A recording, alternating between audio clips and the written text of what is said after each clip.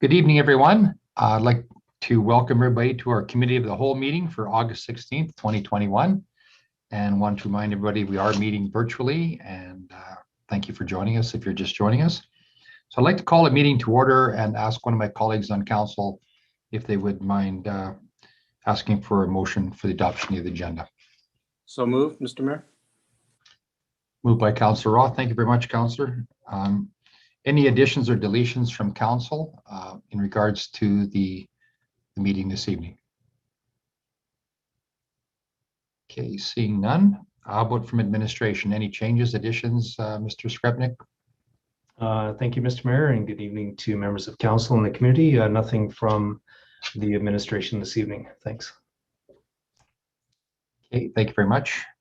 So with that, I will call the question on the motion for the adoption of the agenda. Okay, thank you very much. That's been carried. So under presentations, we don't have any this evening under item 2. Our bylaws under item 3, we don't have any there as well. So I just wanted to bring everybody up to speed on that. But we are going into our business item 4A, which is a public delegation from St. Michael's Health Group. And there's a presentation. Mr. Walker, could you please introduce our presenters and the item? Thank you, Mr. Mayor. I'd like to welcome representatives from the St. Michael's Health Group to the meeting this evening. They have a presentation for council on a very exciting senior supported living project proposed for Spruce Grove.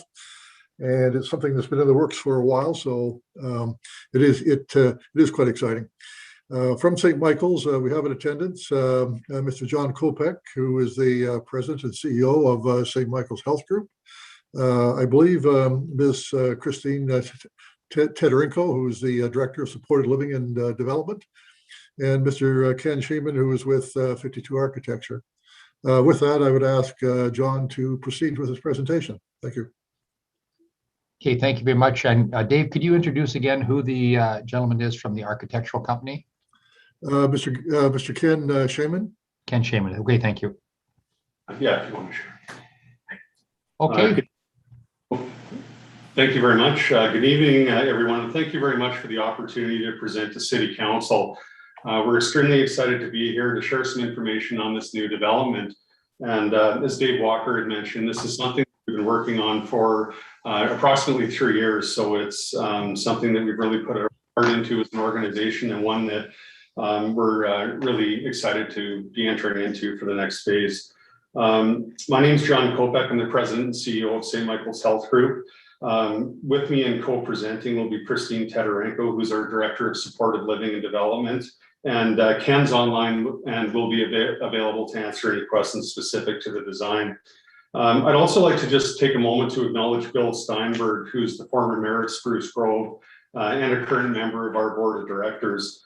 Bill's not presenting tonight, but he has played a significant role in making this project possible. Our development is one that will address the overall needs for affordable seniors housing in the Tri-region.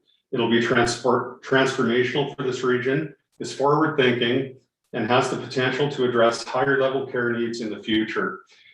Our development has 5 primary goals. The first is to meet growing need for seniors housing in the community, thereby allowing seniors to continue to live in this community. Our second priority would be to provide housing when needed to avoid long and unnecessary waiting lists. Our existing facility in Spruce Grove has an 18-month waiting list, so we'll be able to house seniors in your community faster. The third would be to develop a modern, safe, comfortable, and home-like living environment for seniors in the Tri-region. The fourth is to provide the best quality of care for seniors best quality of life for seniors in our care. And the fifth would be to design and build a facility that will allow for future expansion to accommodate long-term care and higher level supportive living. This phase 2 facility is dependent on our ability to access capital funding through the provincial government's ASLI granting program. We are well positioned already and have the required land to fulfill this need.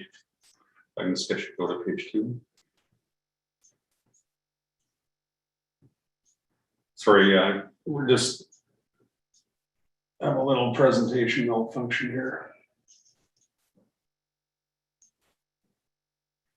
You should be able to screen down. So prior to presenting details on our new development, I just wanted to share with you some information or some background information on St. Michael's. We are a not-for-profit organization with 40 years of history of providing seniors care. We have 2 facilities in Edmonton, including a long-term care center and a seniors lodge called Millennium Pavilion. We also operate supported living facilities in Vegreville and Spruce Grove.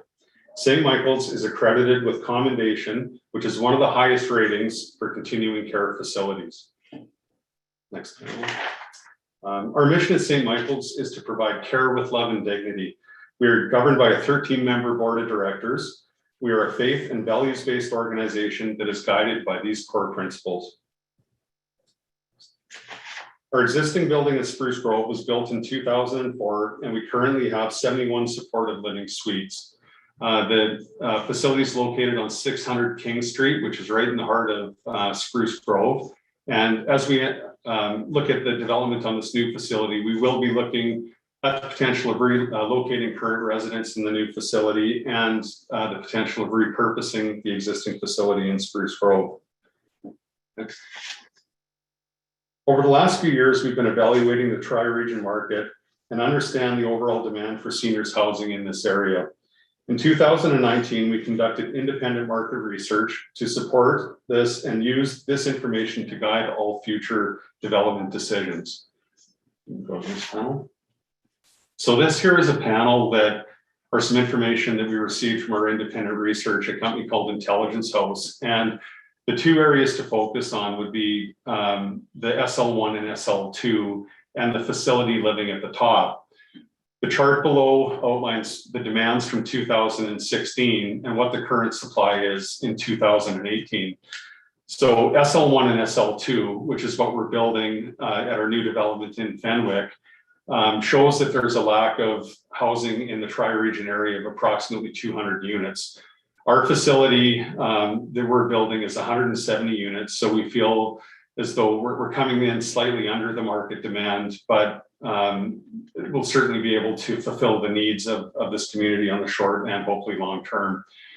Facility living is essentially the higher level of care. This is where you get into your long-term care, SL4, SL4D, and we're working closely with the provincial government right now around the potential of a phase 2 facility that would allow us to meet that demand as well. Just going on to that demand, this here is a list of AHS priority communities, and there's other communities included on this list, but we just pulled out the Edmonton zone, and you can see at the top, Spruce Grove and Stony Plain is actually listed as being an urgent need of higher level of care beds in your community. The total required is 170 units, of which 61 would be for long-term care beds, 15 for SL4D, and 94 for SL4. So when we developed or we're looking at the overall development on this, we allocated enough land for future development that will essentially allow us, if we can create a partnership with the provincial government, to look after that demand in your market as well. Maybe I'll turn it over to Christine now. Sure. Thank you, John. So our target market is our seniors with an average age of about 84 or so, and that number is derived from the average of our current ages in supportive living right now. So most of them are independent but require some supports, meaning meals and housekeeping, and sometimes services such as home care with laundry services, and we also offer recreational programs. And we are targeting the lower to middle income senior. So this slide just depicts an image that shows all the current continuing care beds or units in the tri-region area. As you can see, the first one, the SL1 and 2, the red, that is currently Grove Manor, and that is our facility. And this is just to show that our proposed project would not be directly competing with any other operator in the region. So our site that we have, that we're proposing and we've purchased land on, is located at Grove Drive, just south of Grove Drive and Pioneer Road on the east side. So we purchased 6.3 acres, And of that 6.3 acres, 1.3 we have sold, or actually we're currently closing on the sale of that portion of land to a commercial developer. So the north side of that property, the 1.3 acres, will be sold to a commercial developer. So as John had mentioned, our project is in various phases. So what we are focusing on in this presentation primarily is phase 1, which is the supportive living 1 and 2. And so that is the current level that we offer right now in Grove. And that is the independent resident that requires some supports.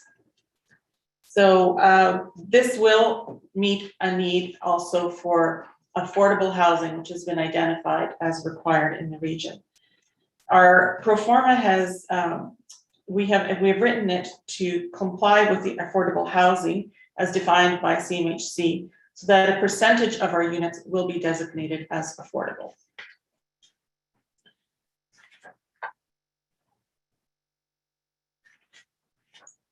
So the economic impact to the community will be quite substantial. These notes here are primarily geared towards phase 1. So if and when we do go ahead with phase 1A and phase 2, that will triple those numbers. So it will bring not only job opportunities to the community, but our construction company that we're working with has estimated that approximately 900 individuals will be on site over the course of the construction, and that's just a phase 1. So these workers will utilize retail and local services in the areas while the construction is going on. And also we will have an increase in our operations, which will also bring more staff to our facility.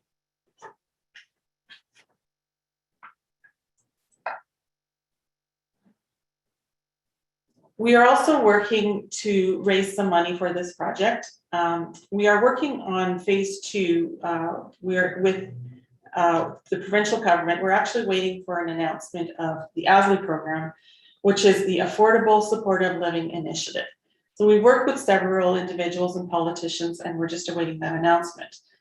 And what that grant program is, it supports developments that combine housing and medical care as provided through a master services agreement with Alberta Health Services.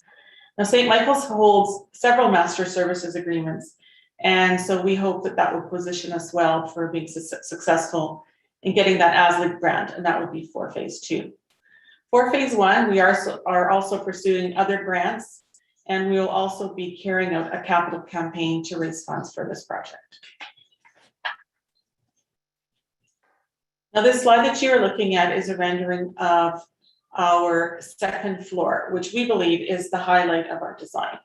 So this shows that some of the suites, we call them our terrace suites, will have private patios, in addition to having a public space open for residents, current residents, or residents of the entire facility. Next slide. Next slide, please. Our level 1 floor plan is quite significant. I know that you probably can't read all of the small details very closely, but this is our first draft at it, and we are still tweaking some areas. But everything that's in the darker blue, it would be considered a public use amenity. So we are hoping that these public areas will not only serve our residents, but the services that we can offer out of these amenities will also serve members from the community and other seniors. And we're hoping that that this will build us to be almost like a community hub. We've also overbuilt or overplanned on some of these areas so that they will first also service our potential phase 2. So we're all thinking ahead and hoping that this project will go ahead in the various phases.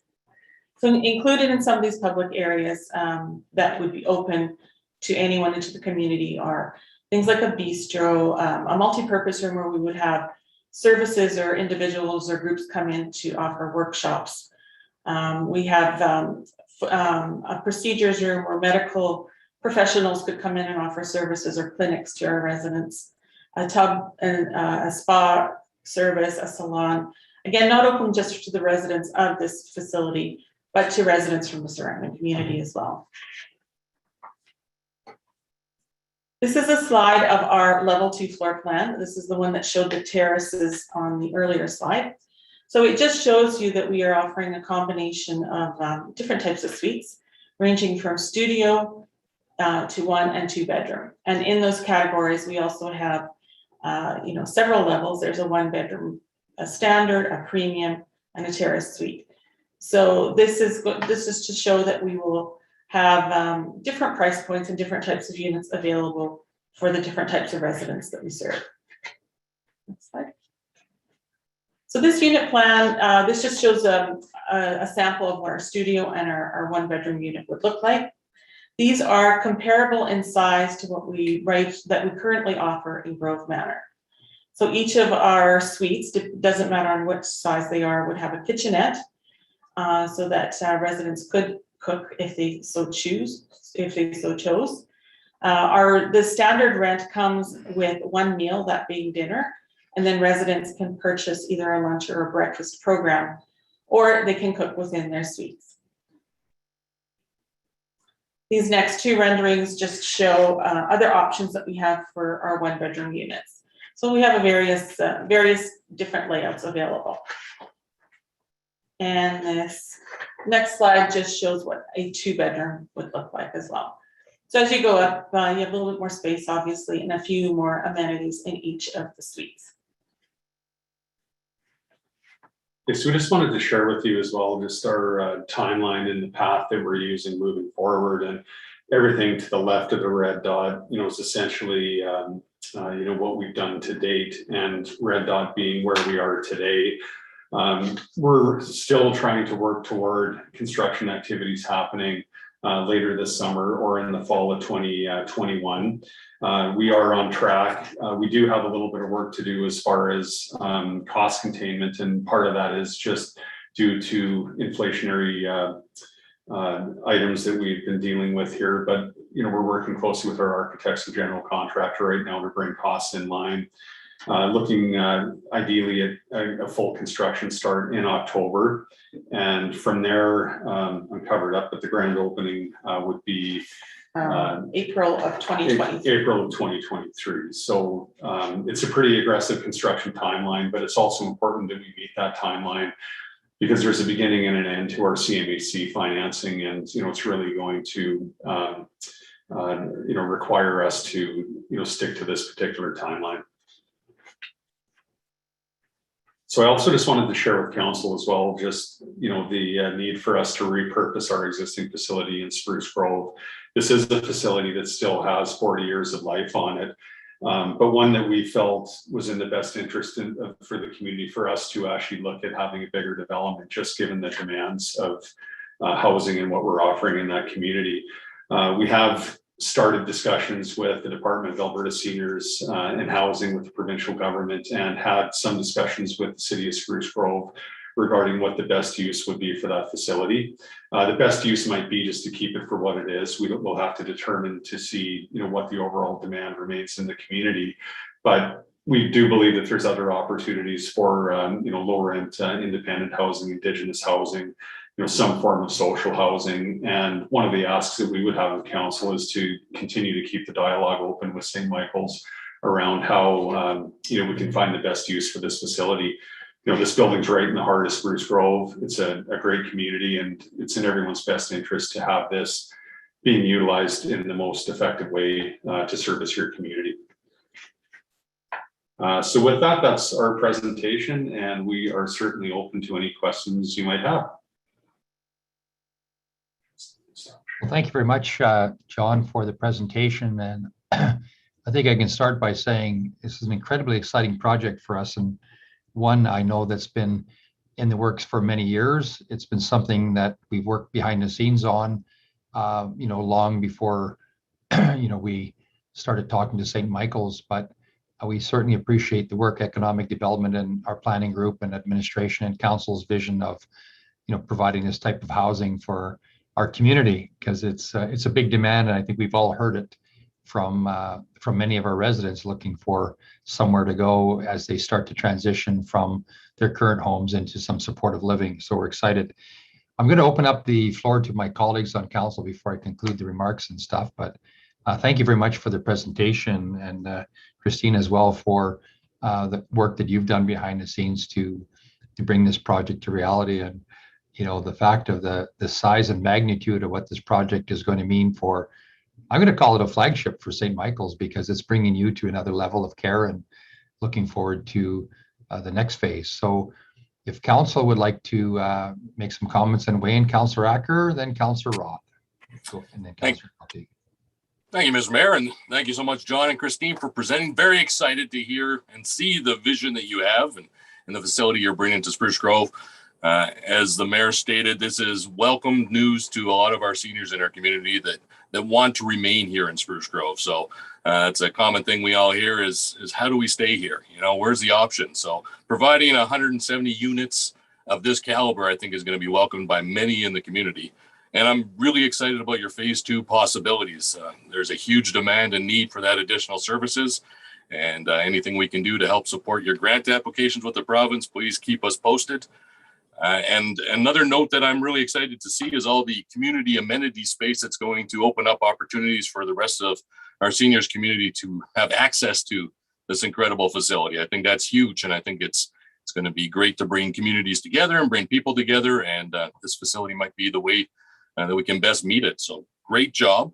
And great job with the commercial piece of the property. That's one thing I hear, that we're building a lot of seniors facilities on the fringes of our community, and seniors today are not the same as seniors of previous generations. And they still want to go for a coffee. They still want to be as mobile as they can, even at 85. So having those options close by, I think, is going to be really important for that quality of life that they're looking for. I did notice on your overview picture, what you're looking at, your kind of patio area. Did I see like raised flower beds that maybe perhaps your residents could be doing some gardening out there? And is that a possibility in your facility? Thank you, Councillor Acker. Through you, Mr. Mayor, to Councillor Acker, that is a rendering at this point.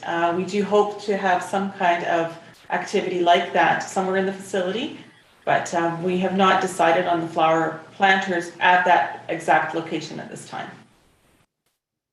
Excellent. I'm sure you guys are on it, but thanks so much for the presentation. I'm very excited and happy to see this come to fruition in the next year or two. So thank you. Thank you very much.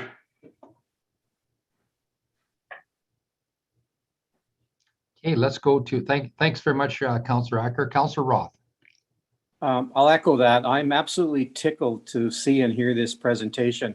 We like to be a community for all, and that means from the very young families, of which we have a lot, to senior citizens who we represent in greater numbers, and senior citizens in their later and declining years. And I think that this helps to fill a void. There's a need in the tri-region area for this kind of facility. And I'm absolutely ecstatic to see the way that you're making this need come to reality. I have a couple of questions. I imagine that for facilities such as this, that the reason you don't give prices on your units is because you're still a year and almost 2 years out. And so you don't know what the market will bear, what the rental rates will be. Is that the case? And if that's the case, as I expect it will be, then when do you anticipate that you'll be able to announce some rental rates for those different levels, different sizes of units? Thank you, Councillor Roth. Through you, Mr. Mayor, to Councillor Roth. Very good question. And it's one that I believe that we're going to be able to release some information on very quickly. Part of our application with CMHC, we did have to submit some rental rates to them to show that, our financial pro forma will work based on the rental rates that we're proposing here. What's really holding us back right now is that we do need to finalize our overall construction costs. And we're right now at a 30% design phase, soon to be 60, soon to be 90. And as we get further on in the design phase and we're able to further confirm our overall construction costs, that'll essentially allow us to be able to lock into what our rental rates will be. So the only purpose for us right now in holding them back is just to make sure that we're not, that we're going to be able to essentially work within our construction means. And our goal is to try to keep these as affordable as possible for seniors in the community. I had mentioned before, I mean, our organization's mission is to provide affordable housing. As a not-for-profit, we need to break even. We're not making a lot of money on it. Our mission is to essentially ensure that seniors in your community have the best possible care and housing possible, but the numbers have to work, and we're confident we'll be able to get there pretty quickly. Okay, thank you for that. One aspect that I'm particularly excited to see is I'm not against for-profit operations, but I think the fact that you're a nonprofit venture with a history in this community makes it particularly exciting. As you know, another question, as you know, there are a number of residential neighborhoods in the east part of Spruce Grove. Regarding your commercial development, I would imagine that your commercial development, will it be oriented both, as I expect it would be, towards the residential areas in the east part of Spruce Grove, but will there also potentially be, and maybe this is something you can't answer at this time, but might there potentially be some commercial enterprises that are particularly dedicated for the seniors who would live in this facility? Yes, so the whole concept around what we're looking to build here is really a continuum of care. And the whole concept is, I mean, how can people graduate and live, you know, in these facilities for a longer period of time? Part of that is having the required amenities nearby, you know, making sure that, you know, we're having meaningful discussions with the commercial developers. We know the developer, they've been very, very much a part of understanding where we want to go with our development. And the whole intent is that they want to be complementary in what they're offering to ensure that it's servicing our seniors, but in turn servicing the greater community as well. So we've put a lot of thought into, you know, how can we assist in transforming this neighborhood and make it, you know, as the best living conditions for the seniors in that area, but for everyone else around there as well. So I can't tell you specifically who the tenants are. We're more conceptual at this particular point, but we do believe that, you know, there's going to be a high level of interest once we get in the ground here. Okay, thank you for that. Thanks, Mayor Houston. That's all I have. Okay, thank you very much, Councillor Roth. I have Councillor Grilke and then Councillor McKenzie in the queue. Thank you, Mr. Mayor. Thank you, John and Christine, for the presentation. My grandma was one of the first residents in Grove Manor in Spruce Grove back in the late 90s, early 2000s, and until her needs changed. And I can attest that the service level and the level of dignity that she was provided up until her ripe age of almost 94 was definitely captured there. So I appreciate you and your business model. I can't tell you what I'm more excited about, whether I'm excited about this new offering or whether I'm excited about the potential of the repurposing of the existing building. The list of things that you suggested that they could be used for are all things that our community could need. And so I'm excited about that just as much as I'm excited about the 160 plus or almost 170 units that you're going to be bringing to the city. So I just wanted to say thank you. And I love the idea of the public areas being integrated. I think that is such a forward-thinking idea. I know there's communities in other parts of the world that do that without thinking, and I really value that you're going to be bringing that here because it is something that I think will be exponentially important to the dignity and well-being for our seniors. So thank you so much. Thank you. Thank you. Okay, thank you very much, Councillor Grilke, for those nice remarks. I'll go now to Councillor McKenzie. Yes, thank you, Mr. Mayor. Through you to our presenters. I echo the sentiments. This is an amazing project that is coming to our community. And being that I sit on the Meridian Housing Foundation board, I am nothing but a huge fan for senior housing and understanding the need that we have. You know, as Councillor Grilke has talked about being excited about the repurposing of Grove Manor, I am as well. But ironically, I also am the most excited about your phase 2. And again, I think Councillor Acker said anything that you need from us with the province to help proceed and push that.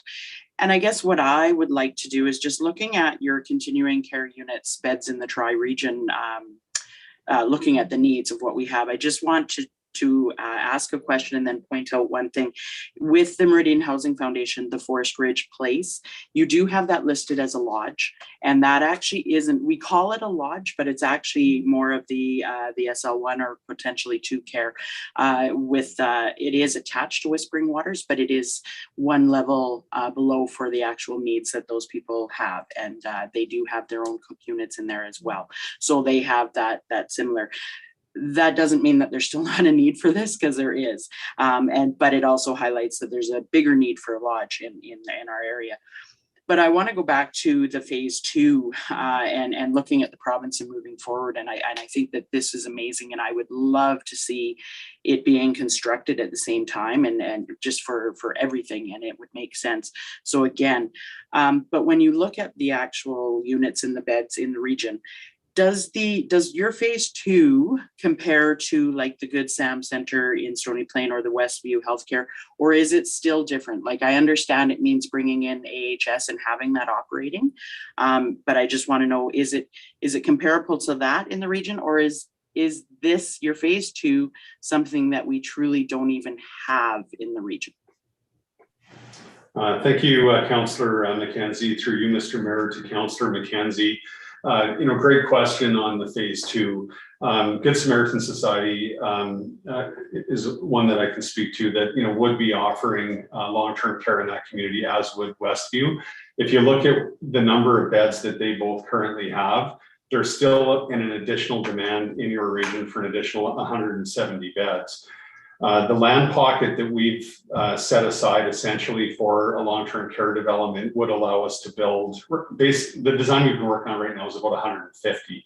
We could go to 170 if we were to go a story higher in that as well, but we believe that we would be able to look after that inventory relatively quickly. Your point about building at the same time, we would love to be able to do that because there's efficiency in doing that. I think it would be more cost effective. The other part of it is too, as an organization, we're taking a bit of a leap of faith and, investing more in a phase 1 design for larger kitchens, for larger multi-purpose areas, amenity areas to accommodate 2 buildings. And, we believe through us investing in that additional space, it'll make it a lot more affordable for us to add on that higher level of care. I guess, the other point is, what can you do to help us with that? I think really we have to continue to, message that to the provincial government and others that will listen. ASLI, I think, is still on the radar with the provincial government. Right now, they are in a non-capital RFP phase, meaning that they're going into communities and trying to find beds that might be available that can service long-term care. I'm not sure. I certainly don't know of any facilities in your region that would be able to accommodate an additional 170 beds. I think the need is going to remain urgent, but this can't be just St. Michael's, continually, discussing with the provincial government. We need your municipality behind it. We need, this entire council to say this is something that's important to our region. This is something that we want you to support. Our local MLA has been very, very supportive of the project, at all political levels, I guess, within the region. Really what we're waiting for is, for the potential for the provincial government to free up some money for the capital granting side of it. And, there's never any guarantees on this, but I think the more the community wants it, the better chance that you'll have of actually getting this in your region. What I will tell you is we're ready. It wouldn't take us long to be able to get to a design level and phase this at a time and build it at the same time to make it as efficient as possible and as impactful as possible for your community. Perfect, and thank you for that. And I guess I also just want to talk about the way that, at the Meridian Housing Foundation, we look at it and we look at our needs and such. And I believe it is so critical to make sure that we are having the best care possible for our seniors at all levels. And the phase 1 is what you're doing is you're providing an amazing place for them to be able to be there even potentially longer.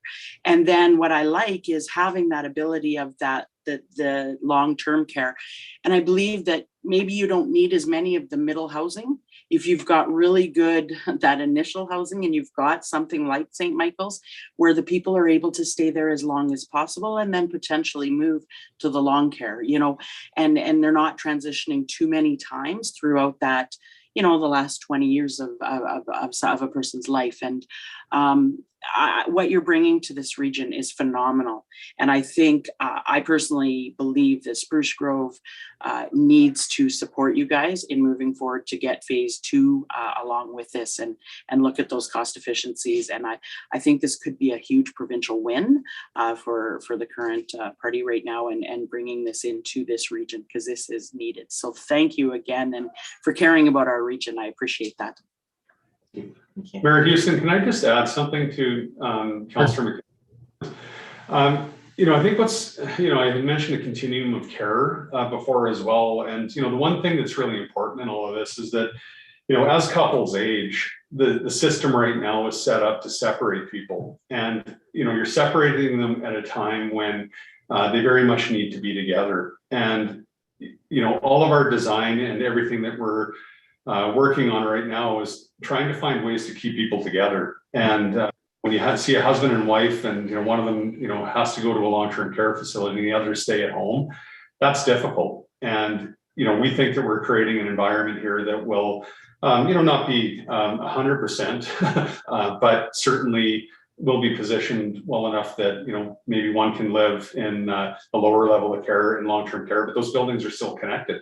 And with our phase 2 design and long-term care, there probably is the potential for some couple suites in there as well. Okay, thank you very much, for the questions, Councillor McKenzie, and John for the feedback as well. Don't see anybody else on the queue on the speakers list. So I just have a question in regards to the jobs, John.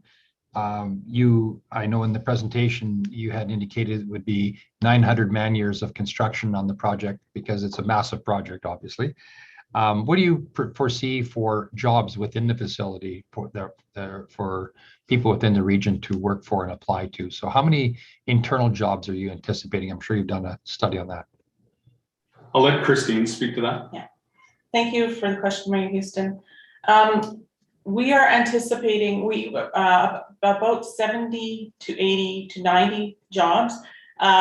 This is a combination of full-time, part-time, casual, but we are still working on our design and on our organizational practices, and so that number will change, but definitely an increase from what we currently have in Grove Manor right now.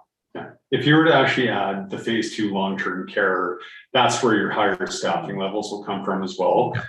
These are facilities that have 24-hour care. You have high level of care. You have registered nurses, LPNs, healthcare aides, and that would be in the hundreds if we were to get a phase 2 built. Yeah.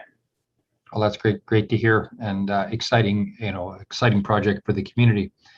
I think we go back a number of years as a council. I think probably even going back farther, like 10 years, where we talked about the development of a care campus at Spruce Grove that would have the elements that you guys are exactly speaking to. So really, you are developing the care campus in Spruce Grove, and the care campus has a variety of housing choices for seniors and graduated transitional housing for people that require, this one that you're building is independent care. And so those residents have to be able to basically, be at a certain physical level to be admitted in there.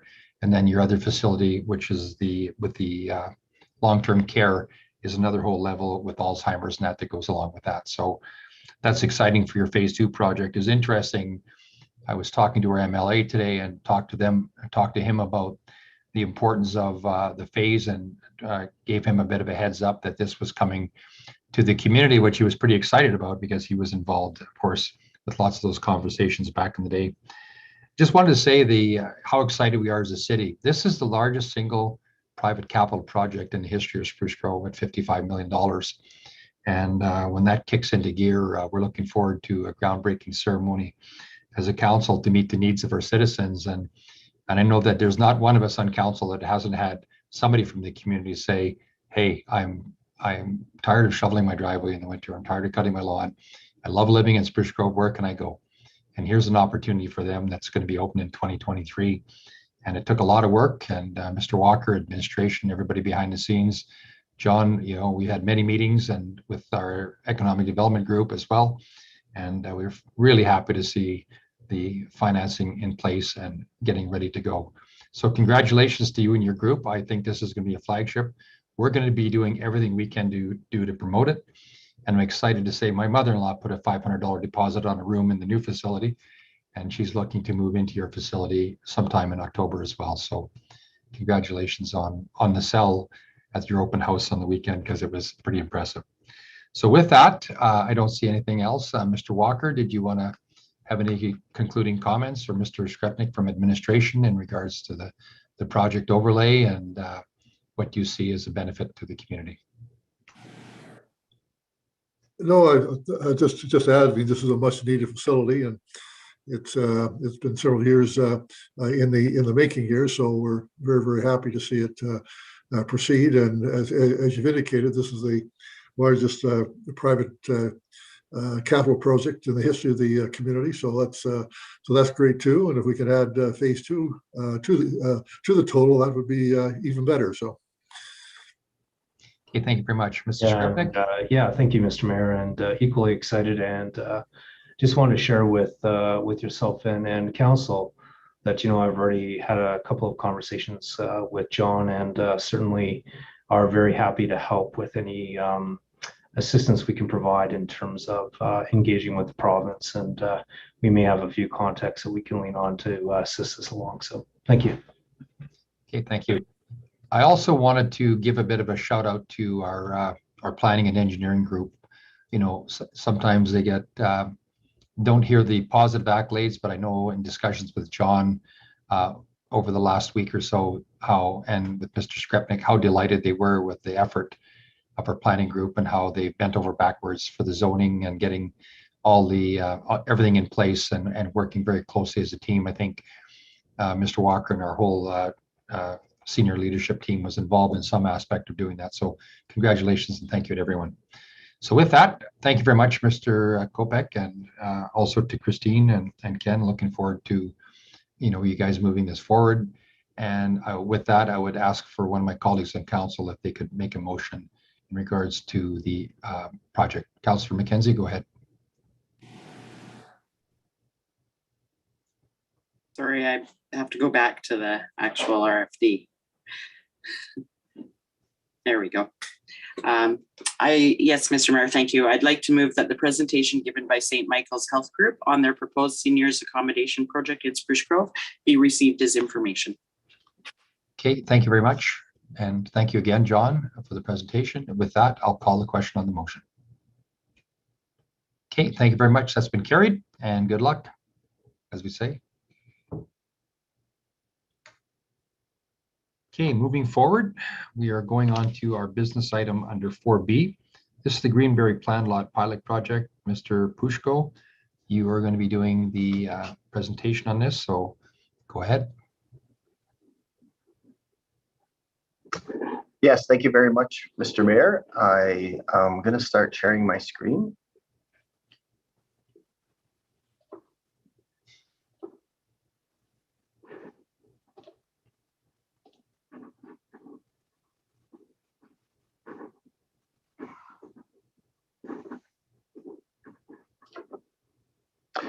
All right, trusting everybody can see my screen. Good evening, Council.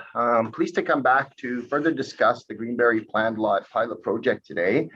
As you recall, this pilot project was recommended next steps were discussed last year at the September 21st COW meeting.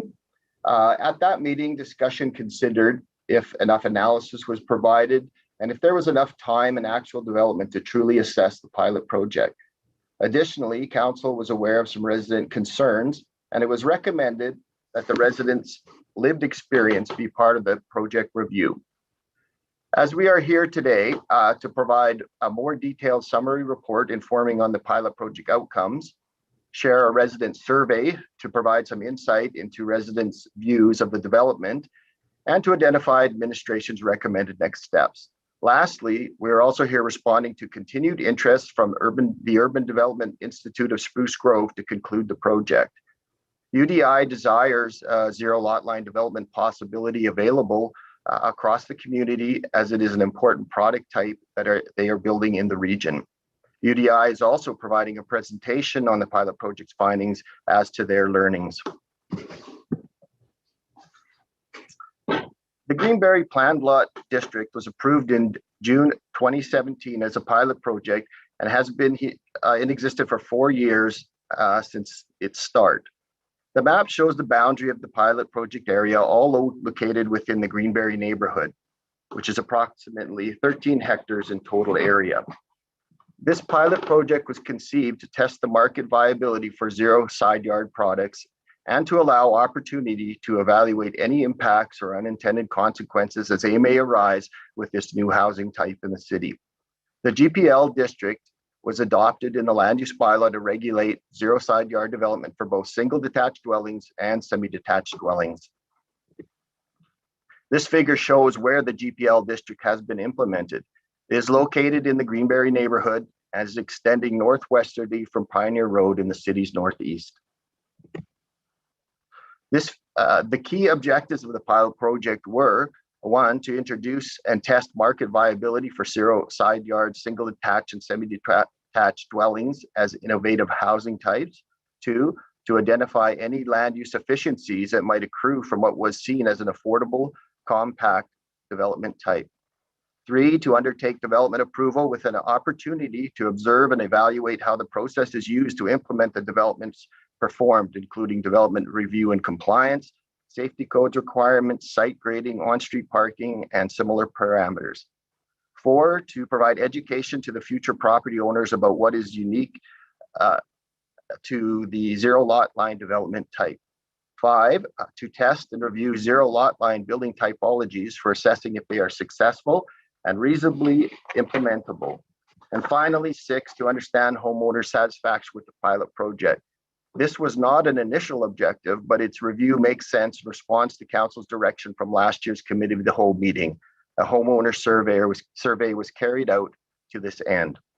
In reference to the provided summary report, administration had the following major findings as to the pilot project meeting its key objectives. Since June of 2017, a total of 81 development permits have been issued under the project, with 33 being for single-family dwellings and 48 being for semi-detached dwellings. Approximately 50% of the project area's 13 hectares is been developed now or approved for subdivision, including stage 8 that is currently under construction, or stage 11 that is currently under construction. There are approximately 7 homes now occupied. Based on strong sales and occupancy levels, this review confirms market viability for zero lot line developments in Spruce Grove. Land efficiency was reviewed in the pilot project area by undertaking a lot area comparison. This review indicated that there was not a significant density differential when comparing the smallest existing traditional parcel sizes available in the city with their zero side yard alternatives under the current GPL district regulations. However, the semi-detached dwelling did provide some measurable density benefits on the unit side that would have no side yard. That said, this typology had the highest level of homeowner dissatisfaction stemming from shared easements, limited access to backyards, and limited on-street parking issues.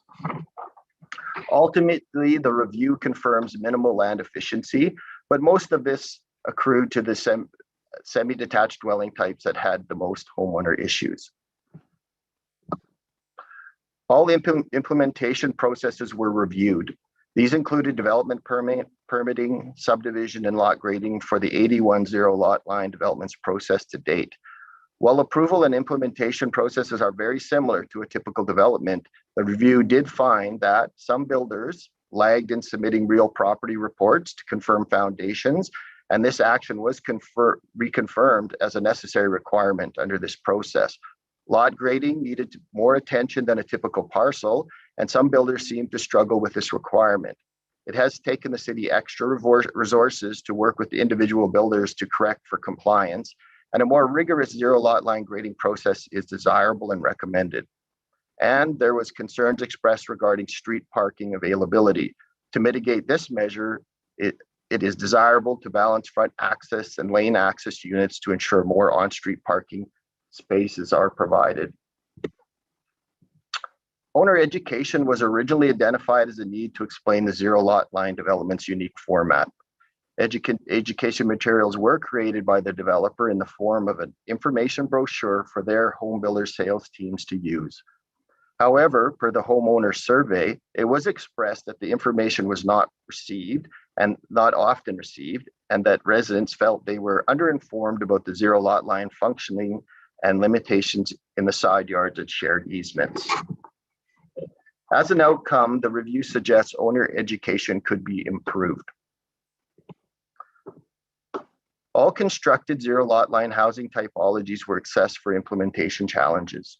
Semi-detached dwellings totaling 48 of the zero lot line developments that were approved. We note that this housing type is unique to Spruce Grove. Semi-detached dwellings are challenged with issues pertaining to shared easements, rear yard access, landscaping, on-street parking, grading, and homeowner understanding, evidenced by greater level of stated homeowner dissatisfaction in the survey. Single family dwellings totaling 33 of the developments are proposed, and this housing typology is available in other regional municipalities, quite common.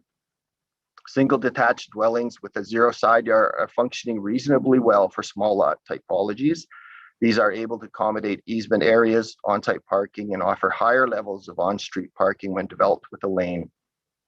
However, on-street parking and lot grading were also challenges due to the parcel's narrowness. The review confirmed that single detached zero side yard dwellings are the most viable, and that semi-detached zero side yard dwellings were more challenging to implement. There was an agreement with UDI on this fact, and that the semi-detached dwellings form could be removed going forward.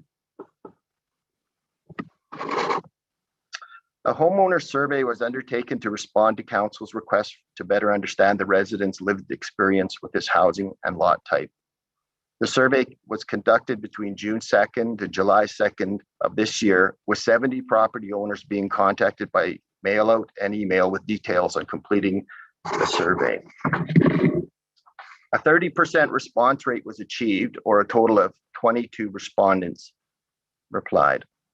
16 respondents owned a semi-detached zero side yard home, and 6 respondents owned a single detached zero side yard home. The resident survey is attached to the council report, and here are some of the highlights as to the area's residents' comments. Landowner satisfaction questioning indicated that 55% of the zero side yard property owners were satisfied with their Greenberry property to date, and noted enjoying the location of their neighborhood and amenities such as proximity to ponds, trails, Jubilee Park, and schools. 59% of the homeowners indicated that they purchased their property because of the design of the house itself, as they appreciated the design of the homes. The survey suggests general satisfaction with the neighborhood and housing type. Questions about homeowners' understanding of zero lot line developments and information sharing about the product indicated 55% of the homeowners were aware that they were purchasing a zero side yard property. 68% of the owners did not feel informed about the zero side yard concept during the purchase. And 82% of the homeowners reported never receiving an education and information package from the home builders. The survey suggests awareness, but that responding homeowners did not feel well informed about the zero lot line developments. The survey indicates that 55% of homeowners had expressed drainage issues on their property, with these affecting front landscaping and more severe issues affecting rear yard drainage. Issues cited included pooling of water resulting from grading challenges. The survey suggests challenges with drainage for zero lot line parcels does exist. Regarding street parking, a total of 73% of homeowners expressed dissatisfaction with the street parking. The cited issues included lack of street parking available for visitors, congestion, challenges with snow storage and removal, and construction crews occupying available street parking.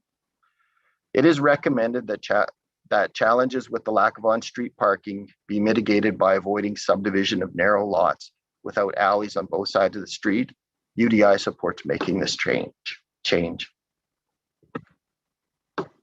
Review of the pilot project has resulted in 6 primary recommendations.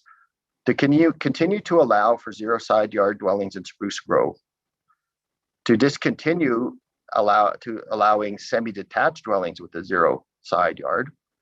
To maintain the processing requirement for submittal of a real property report following building foundation completion. To develop and implement lot grading requirements specific for 0 lot line parcels. That future subdivisions including with lots less than 10 meters wide would provide residential block serviced by a lane on at least one side, and that home builders need to consistently provide education packages to potential homeowners of 0 lot line dwellings. Administration has identified 2 options for moving forward, and we would appreciate council's input on the next step possibilities. Option 1 is to end the pilot project and work towards implementing the possibility of 0 lot line development across the community. This would be done by making the necessary improvements to address the recommendations and by an amendment to the R1 mixed low to medium density residential districts for allowing only single family dwellings with 0 side yard dwellings, removing the semi-detached option, and adding a regulation to limit front detached garage dwellings on both sides of a street to address parking concerns. This option would replace the existing GPL district. This approach is recommended by administration as it corrects for the learnings provided by the pilot project, and it would move towards allowing all developers an opportunity to develop this housing type. Alternatively, option 2 could be pursued to continue the pilot project with the expectation of a full review after the entire project area is built out. This option, administration would be amending the existing Greenberry planned lot district for addressing the project's recommendations as identified in this review. Administration views the primary drawback to this option is that the 0 lot line developments would remain possible for only one developer in only one area. I thank you for your attention, and administration is available for any questions and interested in hearing your comments. Thank you.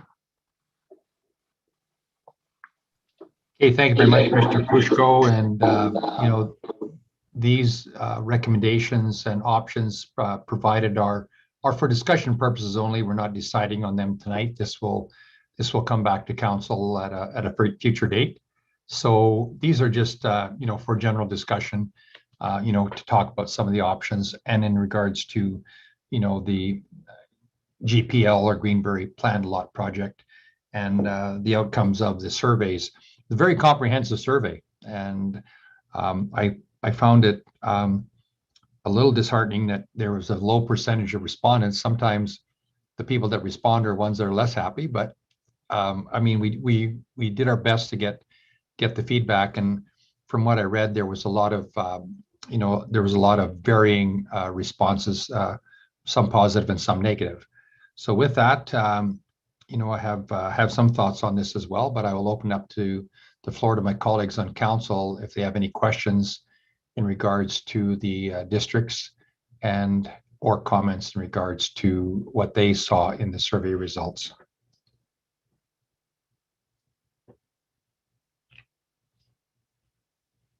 Councillor Roth and then Councillor McKenzie.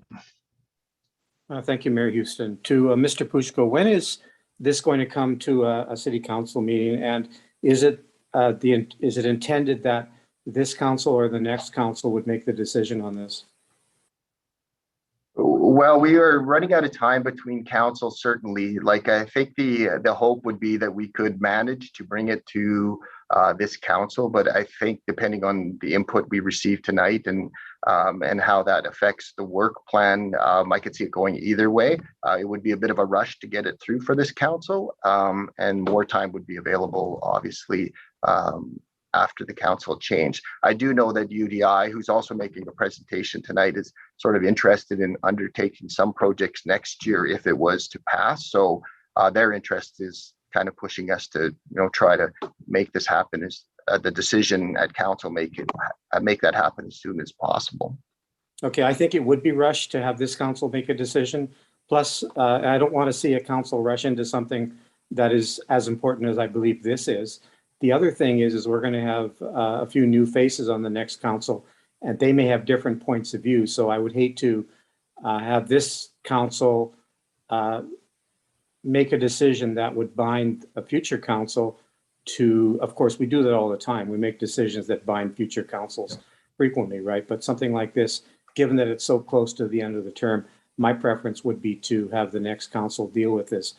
One of the things I appreciate about this is that the survey was done, and I'm surprised that one of the results of the survey, one of the survey findings was that such a large percentage of the survey respondents, given a smaller number, but such a large number of those said that they either received no information or didn't feel like they were adequately informed about what they were getting themselves into. And I think communication, when you do a survey that is as good as this one seems to me to be, that it seems to me that the developer could do a better job of informing residents exactly what this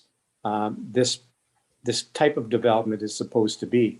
So I would hope that the developer would take the message from the survey results that that's something that needs to be corrected. One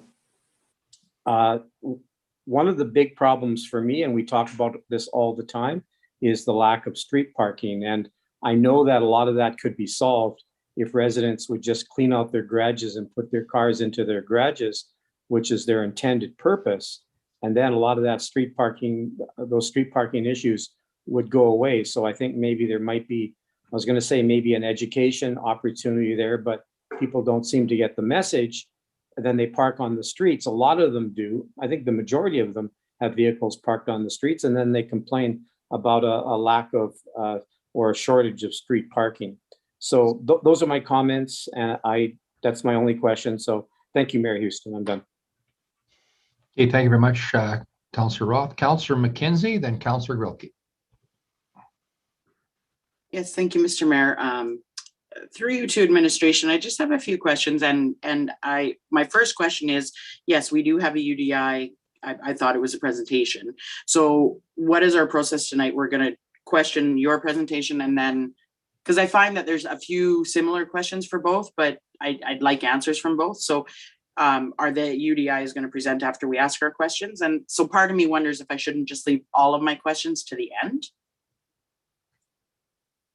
Yeah, through to the councillor's question, like that was sort of my initial understanding, is that, UDI might follow me with the presentation, because I know they are covering off some of the same issues for learnings from their perspective, and may answer some of the questions that you have. Yeah, and just looking at both presentations as well as just the request for decision, my first question is going to be looking at the comparables and then looking at the lot width. And then I also have questions with UDI that relate to the same thing. So, sorry, Mr. Mayor, I'm just wondering if maybe we shouldn't hear UDI's presentation and then proceed with questions. Yeah, absolutely. I think that makes good sense to allow that to happen. I was initially just going to have a quick question thing back to Mr. Pushko, but I think I agree with your comment to allow UDI to go ahead. Mr. Pushko, if you could introduce. Yes, thank you, Mr. Mayor. So we have from UDI, Nick Young.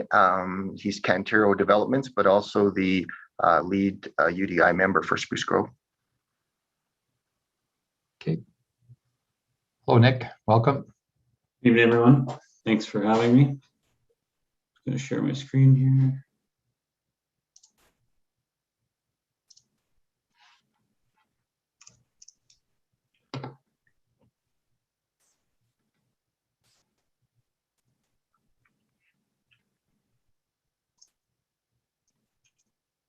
Everyone see that? Yeah. Great, thank you. You got it. Yeah, you betcha. Okay. So I'm just going to rearrange my screen here. So just wanted to, as Mark alluded to, I don't want to be repetitive or redundant here, but I did want to, UDI did want to have an opportunity to kind of present our perspective on this. And it largely aligns with administration's perspective. So I'd like to thank council again for this opportunity, the opportunity for the GPL pilot project and administration CHVA's work throughout this process. So some background, again in 2017, Cantero and Beaverbrook at the time received approval from the council to proceed with the pilot project that would introduce zero lot line into the community of Greenbury. As we're all aware, zero lot line housing forms exist across the Edmonton region, and this pilot project offered the city of Spruce Grove the ability to review this typology firsthand. So the GPL district today, again noted as originally it was 13 hectares of pilot project area that could be zoned moving forward or districted, includes detached and semi-detached product. So it did exclude row housing, but it was built on the duplex and single family housing forms. First stage was built, Greenbury stage 9, and consisted of 5 hectares. Second stage being constructed right now is approximately 2 hectares.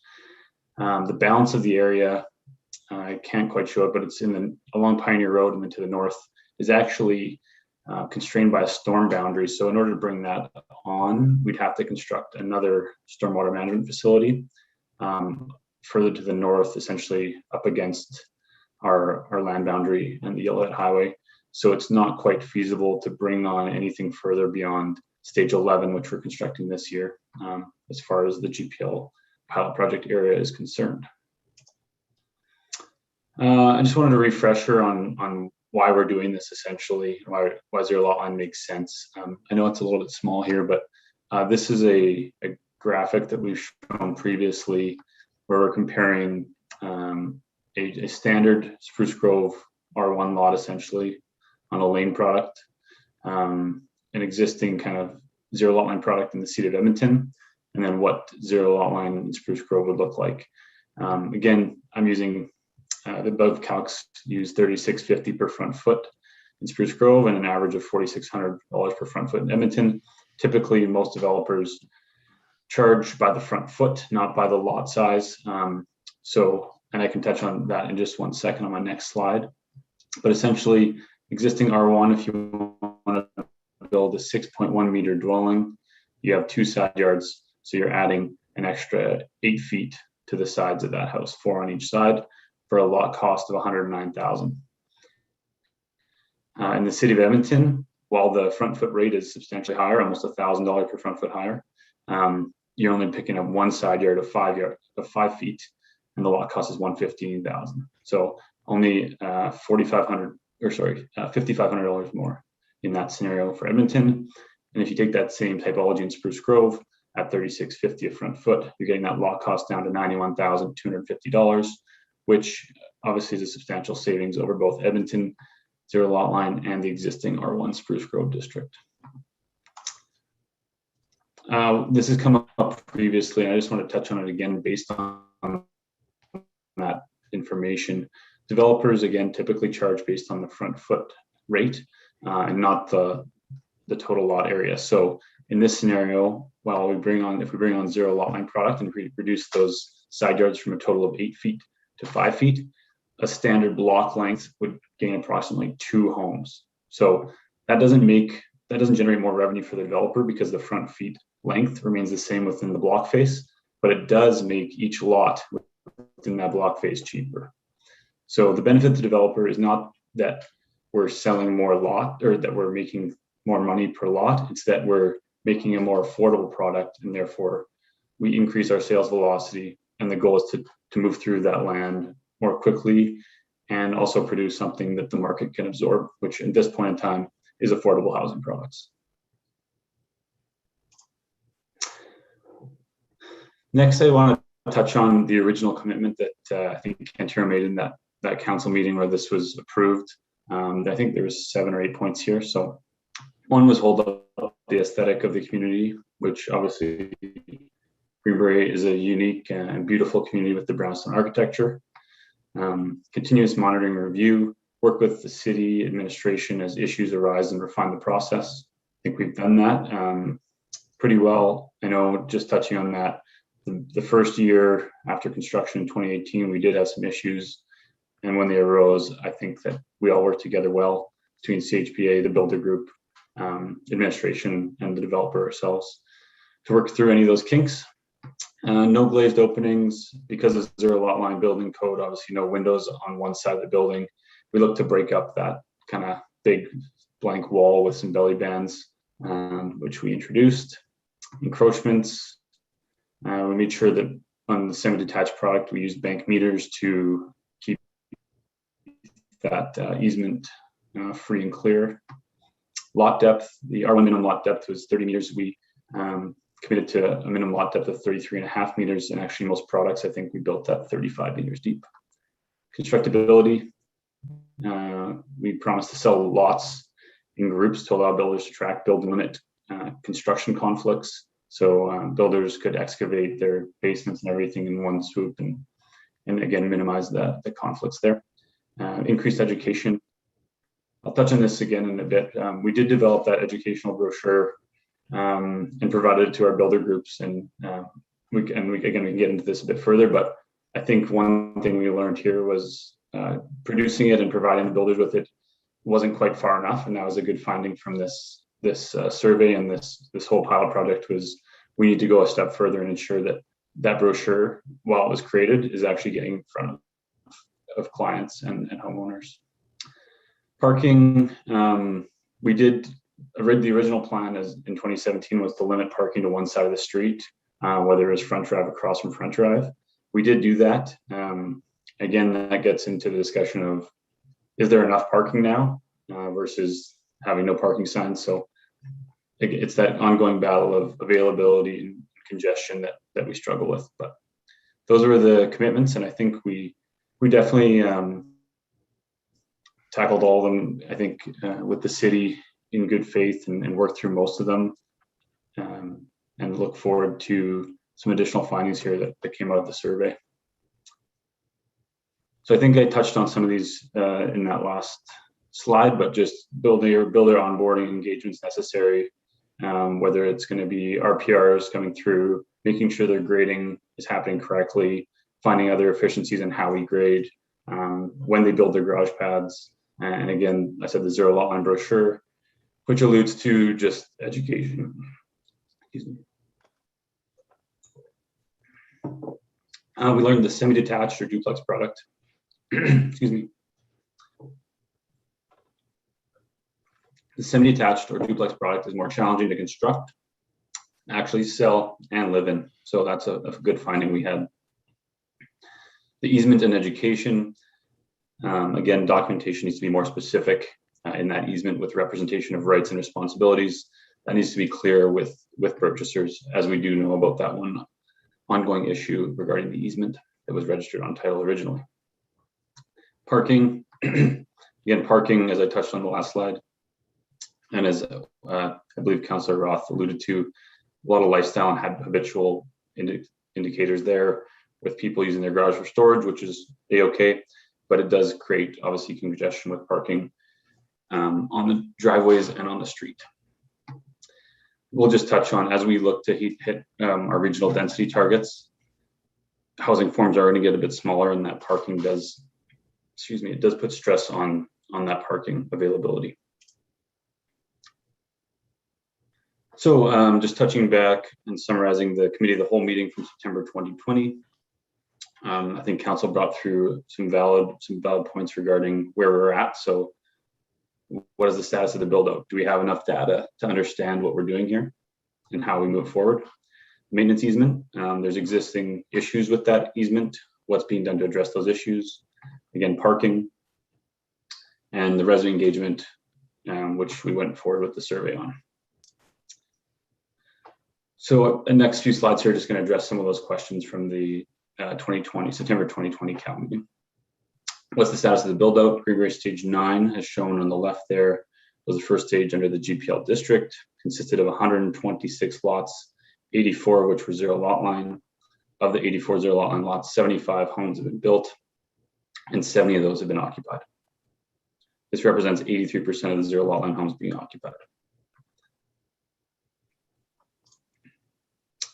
The maintenance easement. The current easement does not clearly define how the easement functions for semi-detached residents living on the zero lot line side where they don't have their own side yard to access their rear yard.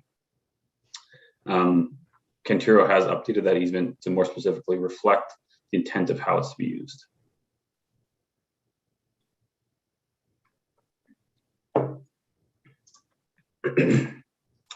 Then the resident engagement, issuing the survey to all 70 residents living on a zero line property.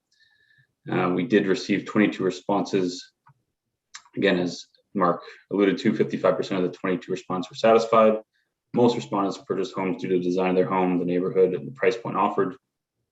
Concerns were brought forward with parking, zero lot line easements, drainage, and builder communication on the zero lot line typology. So to address some of those concerns, parking. 12 of the 22 residents that were dissatisfied with parking. This was an interesting stat I found and kind of alludes to again what Councillor Roth was speaking to. They had 4 on-site parking stalls and only owned an average of 1.6 vehicles. So we have a delta there of 2.4 parking stalls, if you will, that aren't being used by vehicles, yet there was a concern with the amount of parking being provided. And that's just on-site parking, not street parking. So I think that does just show how these spaces are being used. Our stage consisted of 3.3 stalls per dwelling unit, which included street parking, 1.3 above the city minimum. The ongoing question we have is how we can provide enough parking and reduce congestion. Excuse me. I haven't spoken this much in a long time. Parking resolutions. So if introduced, zero lot line product would only be permittable to exist across from zero lot line product. If the street consists of lane product across from front drive product, I think that's what administration alluded to as well, having more on-site street parking. Limiting the zero lot line duplex product will reduce the number of driveways adjacent to one another as well, which should allow for more on-street parking on the front drive side. The zero lot line easement. Many homeowners were not aware of the easement or did not fully understand the intent of the easement. The existing easement did not clearly define the definitions of improvements, causing confusion and potential conflicts with neighbors. As we previously noted, we've updated this easement to better reflect the intent and purpose, and developers moving forward would work with builder groups to ensure proper education is provided to clients and clients sign off on this before or while purchasing a home. And the idea there is to develop a joint information piece between the city, development community, and builders. That would be a standardized document, so there's no misinformation or varying information, and that across all developments, those clients would see the same information piece. Education, again, this is kind of repetitive on my last slide. We'd collaborate on a standardized zero lot line brochure that requires sign off. Drainage, I think many respondents or some respondents know that water pooled after rain events or grades are difficult to achieve. Speaking with CHBA on the building side, some of the resolutions we could come up with were that developers, builders, and administration in the planning and engineering department would review existing design criteria and make sure that the standards are sufficient enough to deal with these more narrow easements or side yards, and that the builders will collaborate on a best practice kind of guidelines when building garage pads and back lot drainage.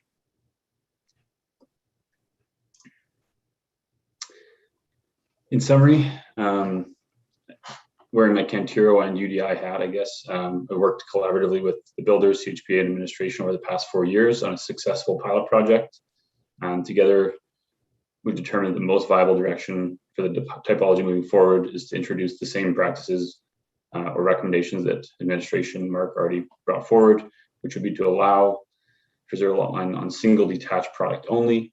Both sides of the street are zero lot line, then one side would be required to be laned, maintain the requirement for a real property report following building foundation, develop and implement the best practice guidelines for specific zero lot line lots, and have home builders require sign off on standardized zero lot line education brochure by clients at the time of purchase.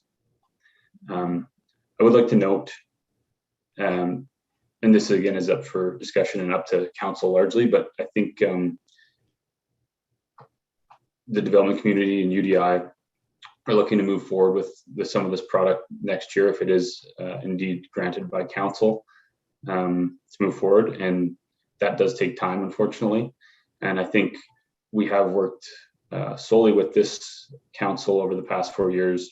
Kind of the lifespan of this pilot project has been concurrent with this lifespan of this council. And there are concerns about a new council coming on board potentially, and there'd be a new education process with that. And not there's anything wrong with that. And I think it's great to have fresh eyes on something as well. But it does seem like wrapping this project up with this council who has the most education because you lived through it with us made a lot of sense. And with that, I thank you for your time and looking forward to taking any questions. Thank you. Okay, thank you. Thank you very much, Nick, for the presentation and the thoughtful work that's gone into looking at recommendations to alleviate some of the concerns expressed by this pilot project. And it's been one that's been ongoing now for 4 years. Zero lot line products aren't new in the metro region, that's for sure.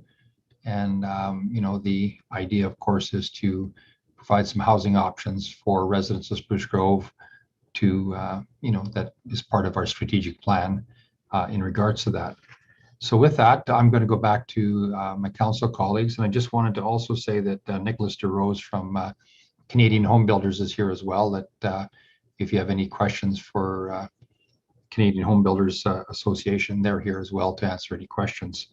So now I'm going to go back to Councillor McKenzie if she would like to go back to her questions and comments in regards to this project and what potentially options are to move forward. Go ahead, Councillor McKenzie.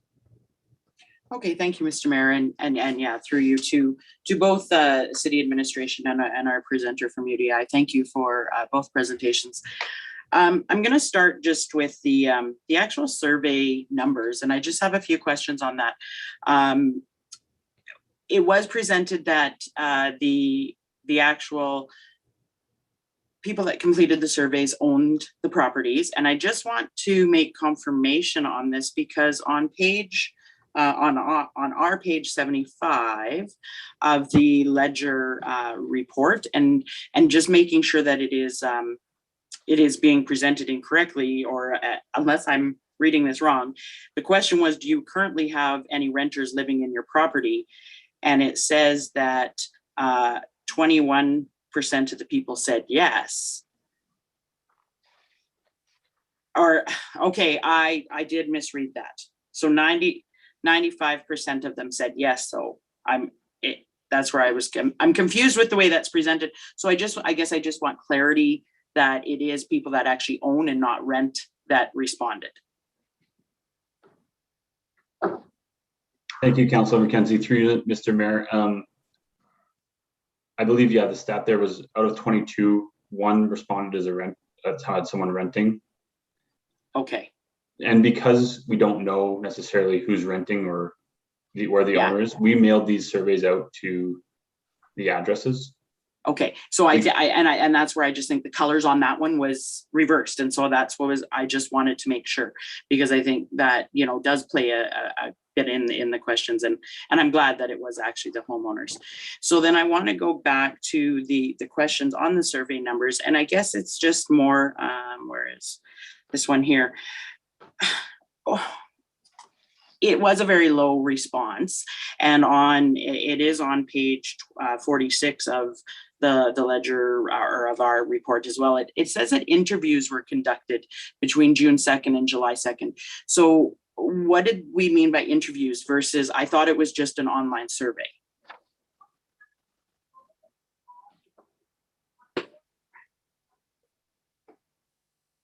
Through Mr. Mayor, I sorry, I don't have the report opening.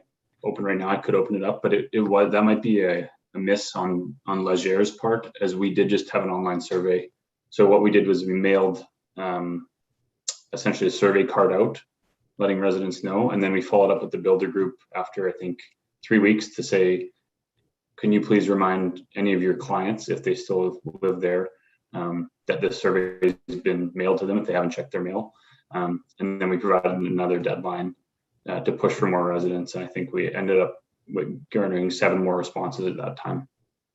But there was no actual, as far as I'm aware, there's no interviews that were conducted. Okay. And then, and I guess I'm disappointed, you know, really the number of 70 and for us to maybe go out and truly talk to these people, I just think that potentially we could have got better results with the survey, even though the numbers I think do speak to what we thought, but it just would have been nice to know. The other question is, when it says we have 22, is that actual 22 properties? Or do we know, like, if, you know, my husband and I both replied separately, even though we live on the same property? Dear Mr. Mayor, yes. So each home or address was given a unique response code. Okay. So they only had 1 code per residence to enter data. And so if you both did it, you'd probably overwrite someone's data. Okay, perfect. So it was actual 22 properties. And that's all that I just wanted for clarity on that. So I guess moving forward, this was not in the presentation part, was in the request for the decision from administration. Looking at the comparable municipalities within the region, and I just wanted clarity. Obviously, Spruce Grove was the only one that did the semi-detached, and I love the fact that from this response, we have agreed that this does not work. And you know, the bigger problems I do believe have come from the single detached or the semi-detached, and having that access where people truly had no access other than through an easement and through the education that was really missed, and you know, thus we've had those issues. So with either option, I love the fact that we are removing the semi-detached, and I think that that's a great option. When I look at the actual recommendations and I go back to looking at the issues that we still have with the single detached, the biggest issue is still parking.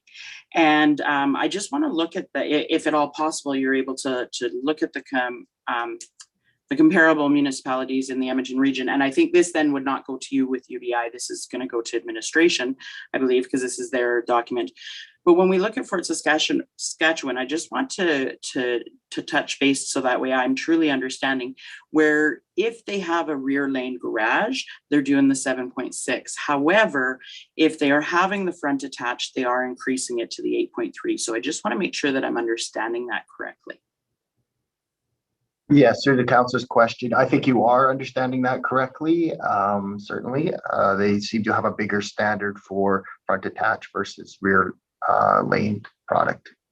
Okay, so I guess my next question then to administration is, rather than trying to say, well, we only do parking on one side of the street, or only garages on one side of the street and lanes on the other side of the street, I still think you end up with neighbor issues. Instead of side by side, you end up with issues across the street, because now my kid or my friend is parking on my neighbor's side of the street and walking over to me. So I still think you end up with issues between neighbors with parking.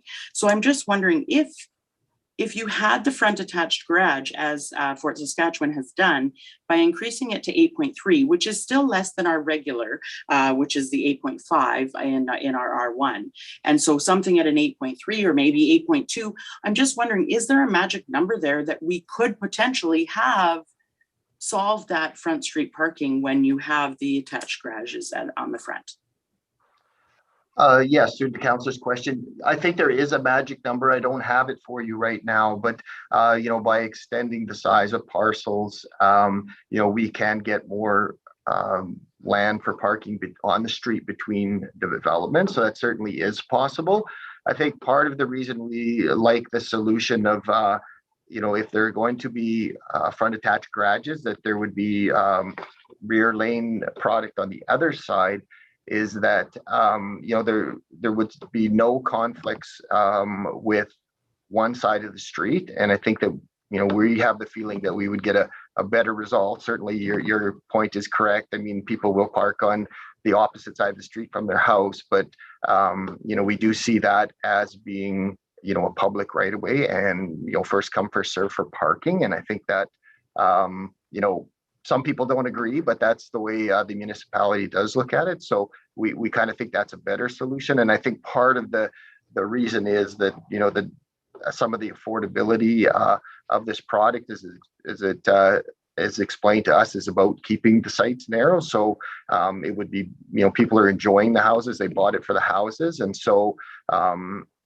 presumably, if you get a bigger lot, you need a bigger house on a 0 lot line. So some of the affordability, I think, would go away with that sort of a solution. But we can look into it. Yeah, thank you. And I appreciate that. I just feel if I'm purchasing a house, my parking in front of my home shouldn't be a first come, first serve. And I wouldn't be happy if my neighbor across the street was continually parking in front of my home. But that's just my personal opinion. And I'd love to know what that magic number is, and potentially maybe trying to figure it out. Fort Saskatchewan is using the 8.3. We're at 6.7. There is a big gap in between there. And if there is the potential that you can have that one car put in between, it just potentially might be the best way moving forward looking at that. Interesting enough, in one of the presentations, or in the UDI presentation, I find it a little bit misleading in saying that, or actually I apologize, I think it might have been in the city presentation. Anyways, one of them, and just because you brought up the cost of it, the cost affordability of your home, and saying, well, people didn't realize, or I think it was within the survey, people didn't realize that they were actually saving. Well, they aren't really saving because they're getting less land. So it's like saying that, if I buy a small, I'm not realizing the savings versus buying a medium. I am. I'm getting more of an item. And so I just find that we have to be careful what the way that we're presenting that. Reality is you're still getting what you're paying for. Otherwise, UDI's conversation on you pay for your frontage doesn't actually suit that. If we're saying that it's a savings by having that, then it isn't. It is still a set cost per meter. So I personally think moving forward that, I'll talk to the options after that. I just want to go to UDI's presentation because I'm very confused as to the numbers. I'm just going to call it up. It's on page 116 of our presentation, where they actually show 116, 117, where they show the actual 24 houses versus the 26.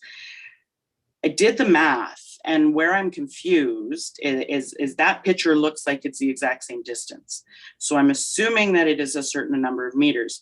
So if I take the 7.6 meters times 26 homes for the Greenberry, I get 197.6 meters, which is 648 feet. If I take the 9 meters of the standard R1 and I times it by the 24, I get 216 meters, which actually is a difference of 18.4 meters, which is another 2.4 houses. So we're not quite comparing the same. And the only difference there is the extra side lot on each of the homes. And that makes sense for that difference. And you've already accounted for that by adding in the 2 extra houses. But that's where I'm a little bit confused, because I actually think you could get 28 homes in that same distance as the 24. Can I just get a little bit of clarity, or am I completely out on my math there? Because you don't show the total number there, but we know that, from page 116, the frontage is 7.6 or it's 9. So it's 9 times the 24 and it's 7.6 times the 26. And those two numbers are 18 meters different, which is the difference of another 2 homes, another 2.7.6s. Actually, to you, Mr. Mayor. Thanks, Councillor McKenzie, for your question. I think this was just more of a representation of what is possible, and obviously there's different product forms here. So depending, you can see in this is an older graphic where it still shows semi-detached product and then and also standard townhome. And so it was just a representation of essentially what happens is when you have your block face, if you're losing 3, if we use single family as an example, or if you're using duplex, you only get the 3 feet on one side. But essentially, for every zero lot line home you construct on a block, you're gaining 3 feet of excess frontage. So however long that block face is, if you build 20 zero lot line homes, you'll have 60 feet of extra frontage. And then you can squeeze whatever, you could build one 60-foot lot or 2 30-feet lot, or 3 20-foot lots. So it's just more of a depiction, just saying that when you're building zero lot line, you're losing 3 feet on the side yard, and therefore you squeeze in more lots in a block face. I love that you crunch the numbers. That's great. I personally not crunched the numbers on this graphic, but essentially, yeah, it's just and demonstrating that you're safe for every zero lot line product or home, you're saving 3 feet, which can be added on an additional product on that block face. And I guess I just wanted to say, to me, that it's a bit of a misrepresentation, because the 24 same distance, you can actually get 28 of the zero lot lines. So I just wanted to put that clarity. And then for me, you go back to the affordability of the same 20-foot house, where I struggled with this again, and I did the numbers, and it's great you threw in the Edmonton one at the 4,600 per foot frontage. However, you gave it in the foot frontage. If you convert it, it's actually 29.5 feet, whereas the number of the cost of the house on the single detached one, or on the actual R1, you use 30 feet. And so the actual cost of the house for the R1, based on 29.5, using apples to apples and using your 3650, the zero lot line is the 341. And the actual R1 is actually 357. So it's a little bit less. But again, to say that the developer does not get more revenue, using your numbers, you times 24 times the 359 that you have, it comes to 8.6 million. If you times the 26 times, then it comes to actually 8.8. If you actually use the 28, it would be even more. But even at the 26 that you're depicting, which isn't quite right, it is actually an extra 256. If you actually use the apples to apples numbers and use the 29.5 feet as opposed to the 30 feet, it actually comes out to a savings of, or an extra income revenue of 288.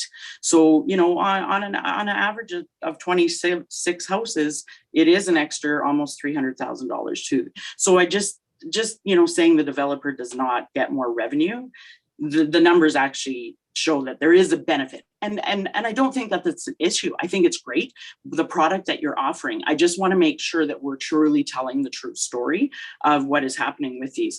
I go back to administration, though. Thank you very much. I appreciate the, I just need to go to, where is the options, page 111. So within the options, I love that both of these options have the opportunity to remove semi-detached. I think we need to get that out, and I'm ecstatic to get that. And I'd love to see that move forward quickly. I understand that that will be a change to the land use bylaw, whether we're doing it in the R1 or the GPL is here nor there. The wording on this, a requirement to limit front attached garage homes on both sides of a street versus limit front attached garage home to one side of the street. I think that's the same wording, just worded differently. It's a matter is whether is it going into R1 or is it going into GPL? I think for me, I don't think I would be in favor of either of these currently right now. I am in favor of removing semi-detached, but I think when it comes to the single detached and looking at the width, I would love to see something more like Fort Saskatchewan and find that magic number. And then that way we're not making the developers say, then potentially they could do front garages on both sides of the street. It just means that you're going with that magic number. If they want to do the lanes and have the garages in the back, then they can go the lower number. I think what Fort Saskatchewan has done is a great way to work with zero lot lines and the parking issues. And from our stats, we show the semi-detached works the single detached works. The only issue is our parking, and I don't think administration has brought anything to address that. So let's address it. This was a pilot project. So we still have an issue for the single detached. Let's fix it all in one while we're doing it. And I think it's just a magic number. and we can keep the 7.6 for the back lane. I think I've said enough. Thank you very much. Okay, thank you very much, Councillor McKenzie. Nick, did you want to respond to the suggestion, or Mark or somebody? Did anybody want to respond to the suggestion of the question? Or if there was an opinion for sure, but was there a question in regards to some options? Through you, Mr. Mayor. Mark, maybe you can jump in after. Maybe I can Carol's got her hand up. Carol? Oh, sure. Thank you, through you, Mr. Mayor. I think certainly we could look at some of these others. I don't think we could give you an answer right now, but we would need to work with the developer and the building folks, as we have closely throughout this whole project, just to explore the possibilities and the implications of that before we would finalize what we could bring forward. So Nick, go ahead and add more if you need to. Sure. Thanks, Carol. And through Mr. Mayor, thanks, Councillor McKenzie, again for your input. I think what happened there is you did catch us on maybe a mathematical error on that one slide, because you are correct. I just did the numbers again. That the Spruce Grove R1 district, the lot cost was slightly high, but the point being largely on that is if you have a block face and it's 100 meters long, the block face doesn't change, and that's where we're getting our revenue from. So if you have a front foot rate times a block face that's a certain length, we're not making we can't make up more land. So essentially, whatever that front foot rate is times the number of front feet or meters in a block, that's how we're getting our revenue. And then just to speak to and clarify, because you are correct as well on that graphic, I could quickly share my screen again, but I'm not sure if I need to. I think you're right. It's a slight miscommunication on lots on a savings when you're purchasing a zero lot line home, because you're correct. You're not saving per se based on your lot area. You are buying less land. So you're buying what you're getting. You are correct. But the goal there is that you're buying the same size house or dwelling, and you're just losing 3 feet of side yard, which some may find value in, and that's fine. And there's still going to be offerings for a regular product. But in this case, you're getting the same size dwelling, but you're losing 3 feet of side yard, which some would deem less usable than, say, rear yard space. Yeah, Mr. Mayor, if I could just maybe add, I think that I read the question as being about the costing. Like from the city's review, I think we did find, as Nick had presented, that more lots or space anyways are available on a block by using this product. One of the interesting findings was relative to our R1 district is that there was a requirement that the lots have a depth of 33.5 meters, where our regular district has 30. So when you assess it, based on minimums, that's how we kind of came up with the finding that there wasn't really a density differential. So I can add that to the discussion. Because on a neighborhood basis, we kind of enforce a density for low density residential overall. So, I think there would be, it's kind of a complex calculation on a neighborhood level. There would be an opportunity to overachieve, I believe, but there would still be some options left for the developer to kind of, implement, what they want with that extra space. You bet. Sorry, Mr. Mayor, one more item, I guess, just on the parking, to Councillor McKenzie's point. I think I want to just stress maybe that this survey gave us a good idea of how people feel about parking. I think many of us already knew about how many felt. It's been an ongoing issue, obviously. I just wanted to touch base. I don't think that parking issue is completely related to zero lot line product. If you go down the street on Garneau Gate, where it's front drive standard R1 across from standard R1 front drive product with much larger lots. They should all be over 9 meters, 9 to 11 likely. We still have parking issues on the street. So I do want to differentiate zero lot line issues from overall general new construction, new community growth issues. Thank you. Okay, thank you very much. And I just want to, first of all, clarify. I think council fully understands about the block face cost per foot, per meter, the cost for developers. I think we all understand that. Councillor McKenzie is correct, and she found an error in your presentation. But the fact of the matter is, people purchasing homes pay for front footage. And when you reduce 3 feet off the front footage, you reduce cost. I'm going to just say maybe something like $12,000 or so, but I think we all understand that. Good points made in regards to the parking and how we can mitigate that. And you have done and provided some options about that. Before I go on, I just wanted to say, Nick, thank you for clarifying the product, because my son lives on Garneau Gate, and I know exactly what you're talking about when you have double attached front garages, because the parking issue is on Garneau Gate, which is not a zero line lot line product. And we find the significant issue there. But I think going forward with our planning with Mr. Pushko and our teams, that we can start to mitigate some of that. But I'm glad you recognize that isn't just related to zero lot line. It's also related to the larger homes too, with the double attached front garages. So with that, let's go to Councillor Grilke is next on my list. Thank you, Mr. Mayor. I just wanted to maybe try to sum up what I think I understand the purpose of zero lot lines to be in its simplest form is to match density targets and to provide a cost savings. So my first question is maybe to administration, Mr. Pushko, do we currently have challenges meeting our density targets? Not the aspirational targets, but just actual targets. To the question, no, I think we are generally achieving our density. I mean, our subdivisions are tracked and they move forward on the basis of achieving that. And so we are rather particular about getting our density per neighborhood. Yeah, and I would agree. I feel like that was maybe I led you to that question, Mr. Pushko, because I agree that we have probably done a really good job up until this point without zero lot lines. So certainly the presentation and the survey speaks to some challenges. If this is to go forward, I agree that semi-detached homes would be not permissible. Some of the people that I've talked to were actually surprised that we allowed semi-detached homes in a zero lot line.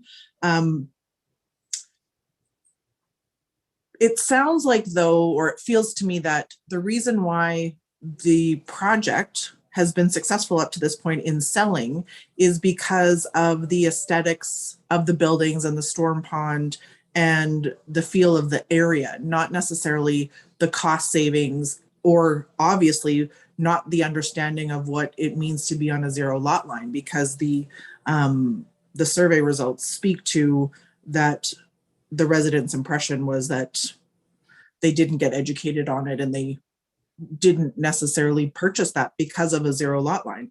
So those things we can replicate without zero lot line products, without a good portion of the issues that we've experienced under zero lot lines. So I am a bit concerned with continuing.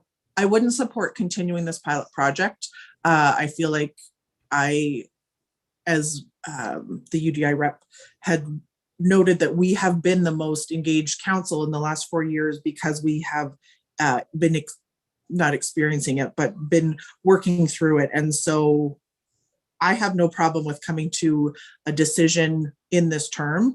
Similarly to in 2017, 3 or 4 months before the election, the pilot project was greenlit. So I think I don't have a concern about doing it in a timely manner.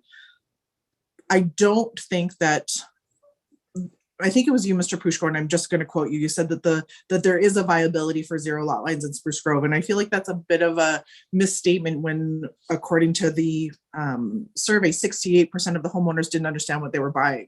So we can say that on paper it might be viable, but to the actual users and the residents, and a good portion of them would not purchase it again. So the perceived value, I don't think is there for residents. So at this point, I'm not comfortable going forward with zero lot lines, and I am comfortable with coming to that decision before the end of this term. So that's where I'll leave it for that. I look forward to my other colleagues' comments, and I look forward to the discussion coming before council so we can put this to bed. Thanks. Okay, thank you very much.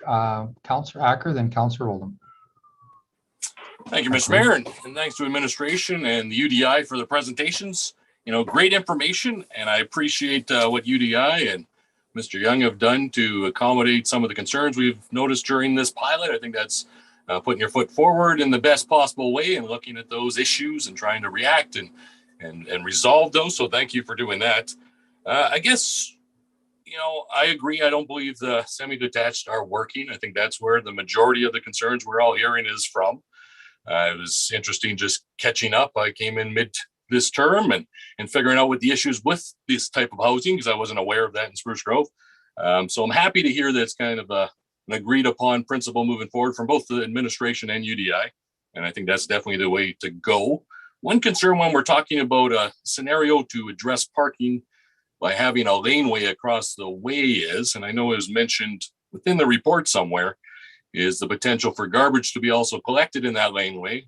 However, I have noticed our new neighborhoods never seem to pick up garbage in laneways because they're never designed properly or they don't allow for garbage trucks. So I'm concerned with one report saying, administration saying it could be done, but in principle, is this something that we're actually going to put in place where garbage can be picked in rear lanes rather than having bins in these congested neighborhoods? Yes, through the councillor's question. Yeah, that certainly was identified as a benefit of having lanes. I don't have a complete understanding of the contract we're in for garbage pickup, but what I do believe is that the current contract kind of limits the use of lanes. Maybe Corey or somebody who has maybe some more understanding about that might be able to give a more clear answer.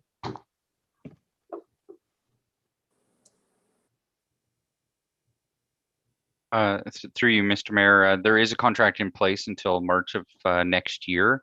As well, administration is looking into the solid waste bylaw and looking at potential changes there. There is also, existing laneways or alleys in place that have difficulty supporting the weight of the equipment that's being used. And that's certainly a concern with having some lanes blow out. So there are various sort of pickup opportunities, and some do end up in the front street. We are also working with engineering to look at the design standards of the lane and perhaps ways of having them beefed up a bit or add some structure to them to help support the weight of those trucks. And so there are a number of pieces that administration's looking into to help support that rear lane pickup.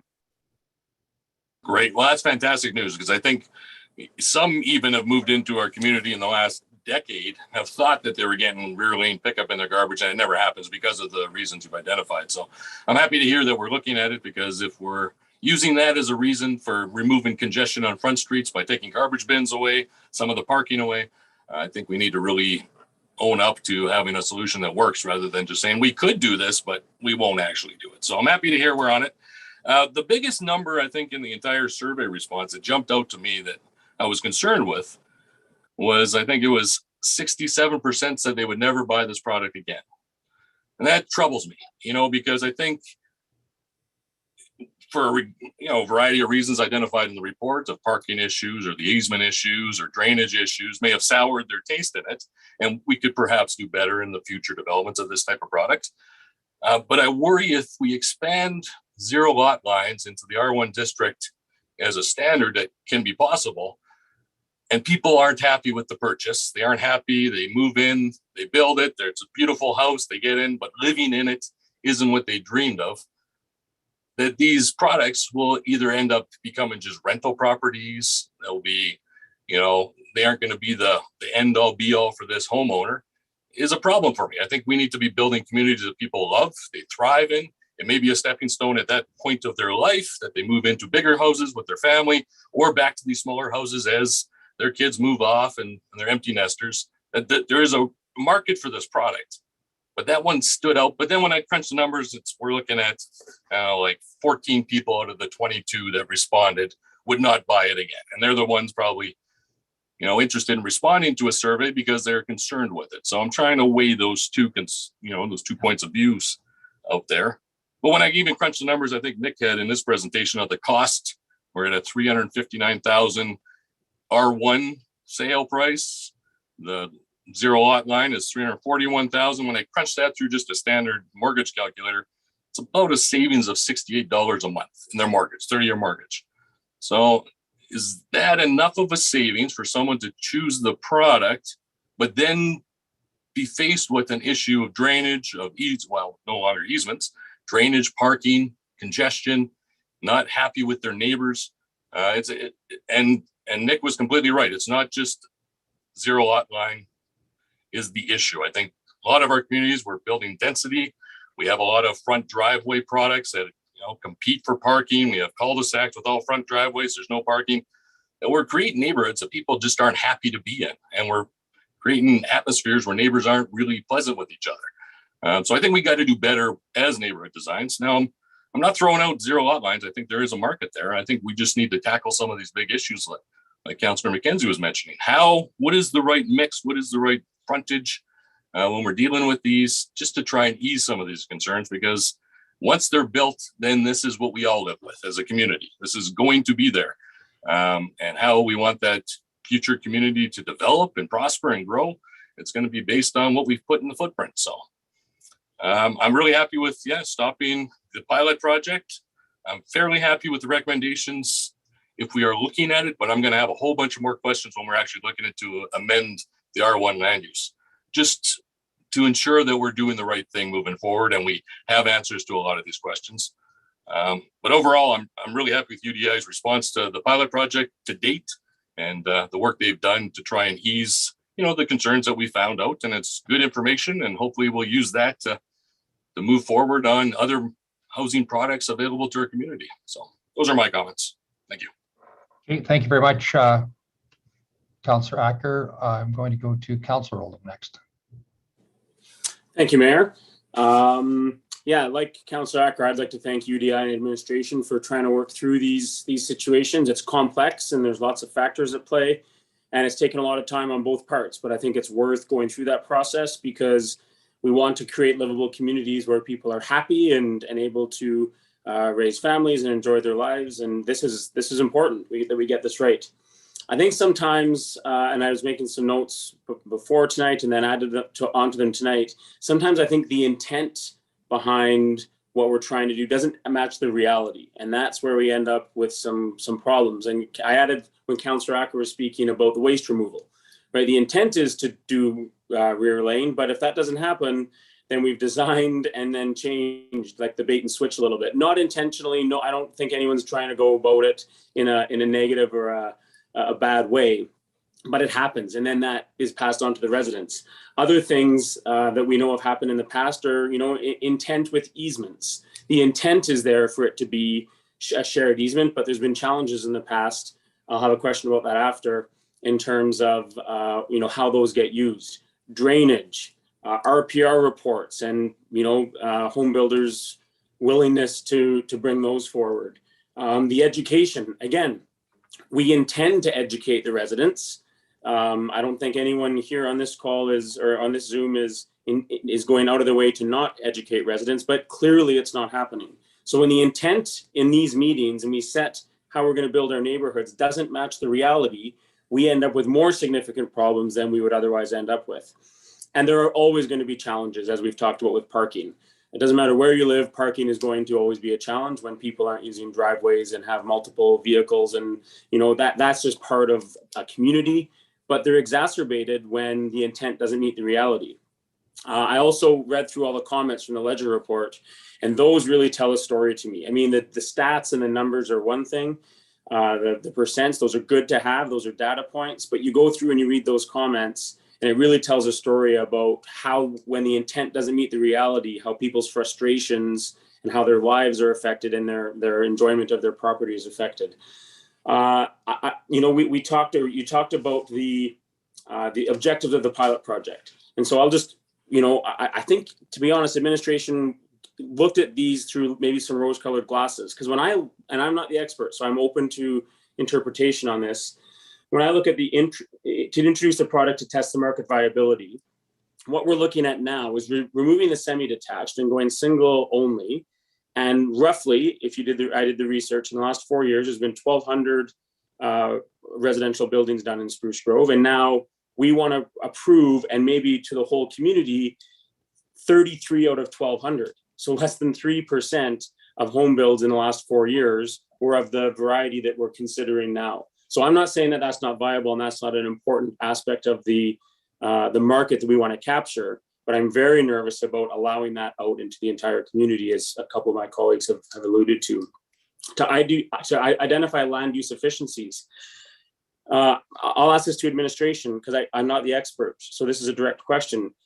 The single use houses don't actually help us with our density targets. So if we're going to move forward with only those, I don't understand how that's helping us meet our density targets. Yeah, sure. I can through to the councilor's question. That was an interesting finding. I'm not saying that it 100% doesn't, but by the ways we were able to measure it currently, not as a complete neighborhood, and that was sort of the finding that came out. I think from the administration's perspective, and in looking at the municipal development plan and some of the policies there that we're looking at in supporting this type of development, it relates to having a differentiated and different product type that's available for different people for different reasons. So whether it be economic size, those sort of things are supported by the municipal development plan, so that we not everybody wants a certain type of housing. And so when we looked at this housing really by sales and absorption, that's where we get a finding that the market is there. We also have discussions with UDI, and maybe Nick can speak more to this, that certainly I think we've been limited by the GPL district in terms of what the industry is telling us they want to bring on in terms of this product for their reasons. Like I said, our reason is more about differentiated product type, and and some of the cost savings. That's a little more debatable, but I think that's where we have kind of come in our findings on the project. So just back to the objective for land use efficiency, it's not a factor. So we're going through the 6 pilot project objectives. From my interpretation and my assessment, the product to test market viability, a minor aspect. Identify land use efficiencies, not a factor. Evaluate development process concerns. Well, there's a lot of those, the RPR reports, the drainage. So that's an ongoing process. We're never going to perfect that in Spruce Grove, I don't think. That's just something that is part of building a city. But this, again, the problems here seem to be greater than they are relative to the norm. I do have a question maybe for Mr. Young as I go through this. You spoke to, I think, the easement concern and Cantero making a change in their kind of guidelines as to the intent of easements. Is there any chance that gets retroactively applied to previous challenges, or is that simply something that will be able to be moved forward? Thank you, Councillor Oldham. Through you, Mr. Mayor. So we, at the time, once this issue arose, we amended because it's that easement's registered on title, any lots that Cantero still held, we had amended and we discharged the easement and re-registered a new easement. In the scenario with the 2 homeowners where there's a conflict, we took that as far as we could. They had to come to their own agreement, which I believe they have now, or they're working through the final stages of that. We presented them with the option to execute the easement that was intended, that we elaborated on and defined more clearly. Originally, that was declined, but I think they've come to an understanding now. So it's an open option, but it's up to residents if they'd like to sign off on some of the updates, essentially. And I think just like any neighbor, if you're good with your neighbors and you have a good working relationship, life is a lot easier. If you don't, some conflicts arise that may not need to. And so I think this one definitely was brought forward, and I hope we made right by updating what we have. But I do hope that everybody has a good working relationship, and that eases over a lot of potential issues in general. Just if you don't mind me touching base on one of your previous questions too, on the density And I would like some clarification potentially from administration as well, just on how they calculate that, because if we look at zero lot line product, and as I was responding to Councillor McKenzie on, we're fitting more houses on a block face. You just intuitively, it has to be more dense, but it does, if you narrow that down further and you talk about where you're adding townhomes or duplexes, single family, there's a lot of variables there. And then also in the city of Spruce Grove, the minimum lot depth is in the R1 is 30 meters, and we're constructing typically at 35 meters. So if they're calculating our what's an as-built essentially and what's been built versus what's approved in the R1, you might see some commonalities between the density, just because the minimum lot depth is 5 meters shorter in the R1 than what we're actually constructing on site. So if you actually take what was built and had a 35-meter deep lot, which most builders build or developers construct in R1 districts, you'd probably see that density being achieved as greater, but maybe on paper, not so much, if that makes sense. Thank you. Yeah, thanks for that. So just going back to the objectives, the development process, there's lots of concerns. Again, I'm open, as other people have said, to look to continue to work through those, but it's the homeowners and the people that live there that end up being the ones that get caught in the end. And we need to be, I think, a little bit tougher here in ensuring that those things are going to happen before we just start signing off on things. So like another councillor had said, if this comes back for an expansion throughout the community as an R1, there's going to be a lot of questions and a lot of assurances needed to be provided for us to move forward with that. But moving forward, educate future property owners. Didn't happen. It just didn't happen. So again, intent versus reality, we're going back to the objectives that were laid out. That didn't happen. Test and implement successful types. We tried a couple. We realized one didn't work. That's part of a pilot project. One did work. So you know what? That's something that we could kind of look forward to and build off of. And then understand homeowner satisfaction. Not satisfied as a general. And it's a small sample size. I recognize that. But the survey was put out. People were given the opportunity. And so when I look at these 6 objectives, it was not a huge success. And so I do have many concerns moving forward. I like the idea of trying to find that middle ground that Councillor McKenzie spoke to earlier. But I'm not willing to approve kind of anything, and we're not at that stage yet, I know. But there are lots of concerns, and it's our job to do 2 things: to keep our residents' best interests in mind and to help grow our community with diversified housing and lots of options, and work with home builders and developers. So we are going through that process, and it can be a little mucky, but we gotta work through it. But it's not going to be just kind of a simple, okay, it looked good, because it's not good right now, and it needs to get better. So those would be my comments, and I'll look forward to hearing from other people. Thanks, Mayor. Welcome. Councillor Stevenson is the last councillor to speak. Go ahead, Councillor Stevenson. Thank you, Mayor, and thank you for the presentations this evening. The way I look at the pilot is probably significantly different maybe from the way the city, like the planning department, is looking at it and the way the developers are looking at it. I have to look at it through a longer term lens. And to me, based on the information we received tonight, I am not comfortable at all with the idea of zero lot lines past this pilot stage. And there's a few reasons for it. One, like Councillor Oldham said, based on the comments and just the information that was presented tonight, I don't think this was a success. And this is based on people who should be in the know about what they're purchasing. Let's look at this, fast forward 5-10 years, when people are selling their houses and they're moving into these houses. Are those people selling the houses telling them this is a zero lot line, this is the information you need to know about? Eventually, over time, the idea that you live on a zero lot line gets lost.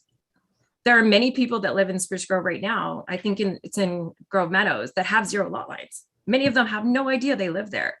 And so there's already those issues that arise. So if we're already seeing problems now at the pilot stage, when we're still involved with, the city, the developers, where are we going to be 5 and 10 years from now when you're 2 and 3 owners into this area? What are the issues that arise then? Because the developers don't have to deal with that. It's your neighbors that have to deal with it. It's city council that has to deal with it. And eventually it will be different departments within the city that has to deal with it. So I think the scope of what you consider a pilot is much too narrow to say at this time whether it is successful. If the idea is, can we sell this product? Sure, you could say it's a viable product. But then I could also turn around and say it's a viable product because A, maybe they didn't know they were buying it, or B, that was the product you were making available. So I think there's lots of variables here that we could look at to say, how was it viable, or how maybe it wasn't? Because a lot of times too, how many people didn't buy that product? That's the other thing too, is like you're looking at people saying, okay, this many people bought the product and how many of them wouldn't buy it again? But how many people turned around and said, I would never buy that product to begin with? And so when I'm looking at the trade-offs between opportunities versus what we're giving up, I'm not seeing that balance yet. And I think that's what I wanted to be convinced of tonight, is that offering a zero lot line product significantly provides this advantage over this. And I haven't seen it, because what I'm hearing is that if we offer this product, these are all the trade-offs that we then have to be prepared for. And I don't know if I'm prepared for that yet. And there was just too many questions. There's just too much information right now that I'm wondering that it's open to interpretation. Affordability. There's lots of places that are even cheaper to buy in the city right now compared to those zero lot lines. So I'm not really even buying into the idea that it is cheaper. Maybe to buy the same house, sure it is. But if we're talking about offering a range of houses here in Spruce Grove, affordability, the zero lot line is not going to solve that. That is just not the answer to say, oh, we have to be able to provide this, or else we're taking out an opportunity out of the market. I don't see that. And I don't see that reflected in this right here. So I do worry about the long-term effects. We still do have a parking issue. I live in this neighborhood, so you can imagine how often I get this question, just being anywhere near my mailbox or in the park and stuff. It's still a massive concern here. So right now I'm not comfortable. Like, to be honest, I'm actually disappointed with the options that were provided to us, because we've talked about this twice as a council, and there's been massive hesitation from council on this. And I think we ignored that. I think we've ignored the idea that council was really hesitating on this, and the options brought forward to us tonight did not reflect that hesitation at all. So like Councillor Councillor Grolke actually, I think said it, where she was prepared to end this pilot. I'm prepared to end it as well. I think, I'm happy that we were able to go through it, but if we're not able to look at this through a longer term lens, the longer term effects on the city, what we're going to see with drainage, with people moving in and out, with garbage, with parking, if we can't look through it through a longer term lens, and we're just looking at it through, can we get someone to buy this house? I'm not comfortable moving forward with it. And if we want to continue this, I think we still have to look at that longer term scope. So I'm still not comfortable even for next year, to bring it into the R1, but even to allow other areas of the city to be able to develop this. We still have just too much to address, in my opinion, when it comes to this product. And I guess I wanted to be convinced tonight from these results. And I think what they did is affirm to me that we're not quite there yet. So those are my comments. I'm sure you might have comments back to me, but at this point, just going forward with this, I just don't see it from my perspective. Thank you. Okay, thank you very much. I'm going to, I've given all of council an opportunity to speak. I'm going to call a 5-minute recess, because we've been at it now for 2 hours and 15 minutes. And if you feel like I feel, I think we need a pause for 5 minutes, and we'll be right back right after this message from our sponsors. So 7-minute recess.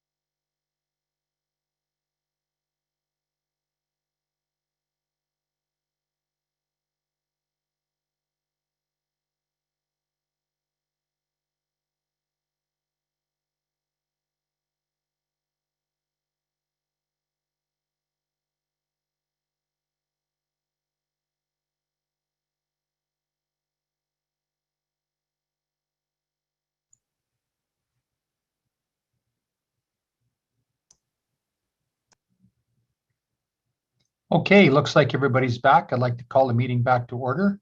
Thank you very much, in regards to the presentations, Nick from UDI and Mr. Pushko for the presentations. A lot of information and, a lot of things for council to digest. There was a lot of feedback from council. And I'm going to say thank you very much for the presentations and the studies and the work that went into this. This has been a long ongoing process in regards to this project. So with that, I'm going to turn it over to our CAO, Mr. Skrepnik, to kind of summarize, from what you'd heard from council, from administration's perspective, and possibly next steps forward. Yeah, thank you, Mr. Mayor. And let me start off by saying that, this is a critical decision in the design and growth of our community.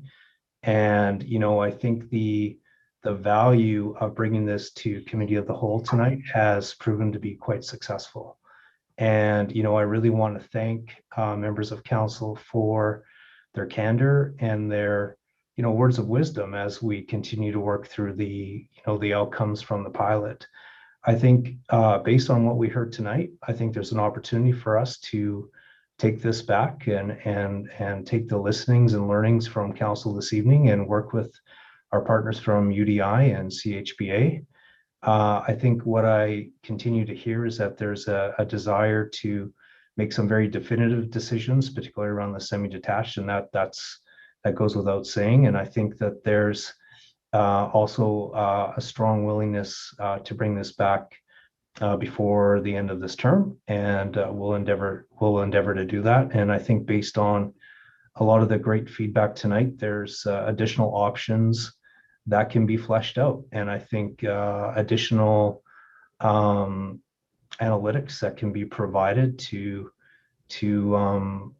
provide council with more information as you move through this very important decision for the community. So, I just wanted to take this opportunity to thank council for their candor and their commitment to this really important issue. So I appreciate that. Thanks, Mr. Mayor. Yeah, thank you very much. And, I think the best part about this and the work that we're doing is this is handled at committee of the whole, to garner feedback from council on the work that's been going on. And it's been a 4-year process at the moment, and appreciate the work that's gone into it. And Nick, we certainly enjoy the connection we have with the UDI and your group, as you know, and we'll look forward to some further conversations. So thank you very much for the presentation. So with that, moving forward, could I get a motion from council in regards to the GPL as information? Could I get a motion?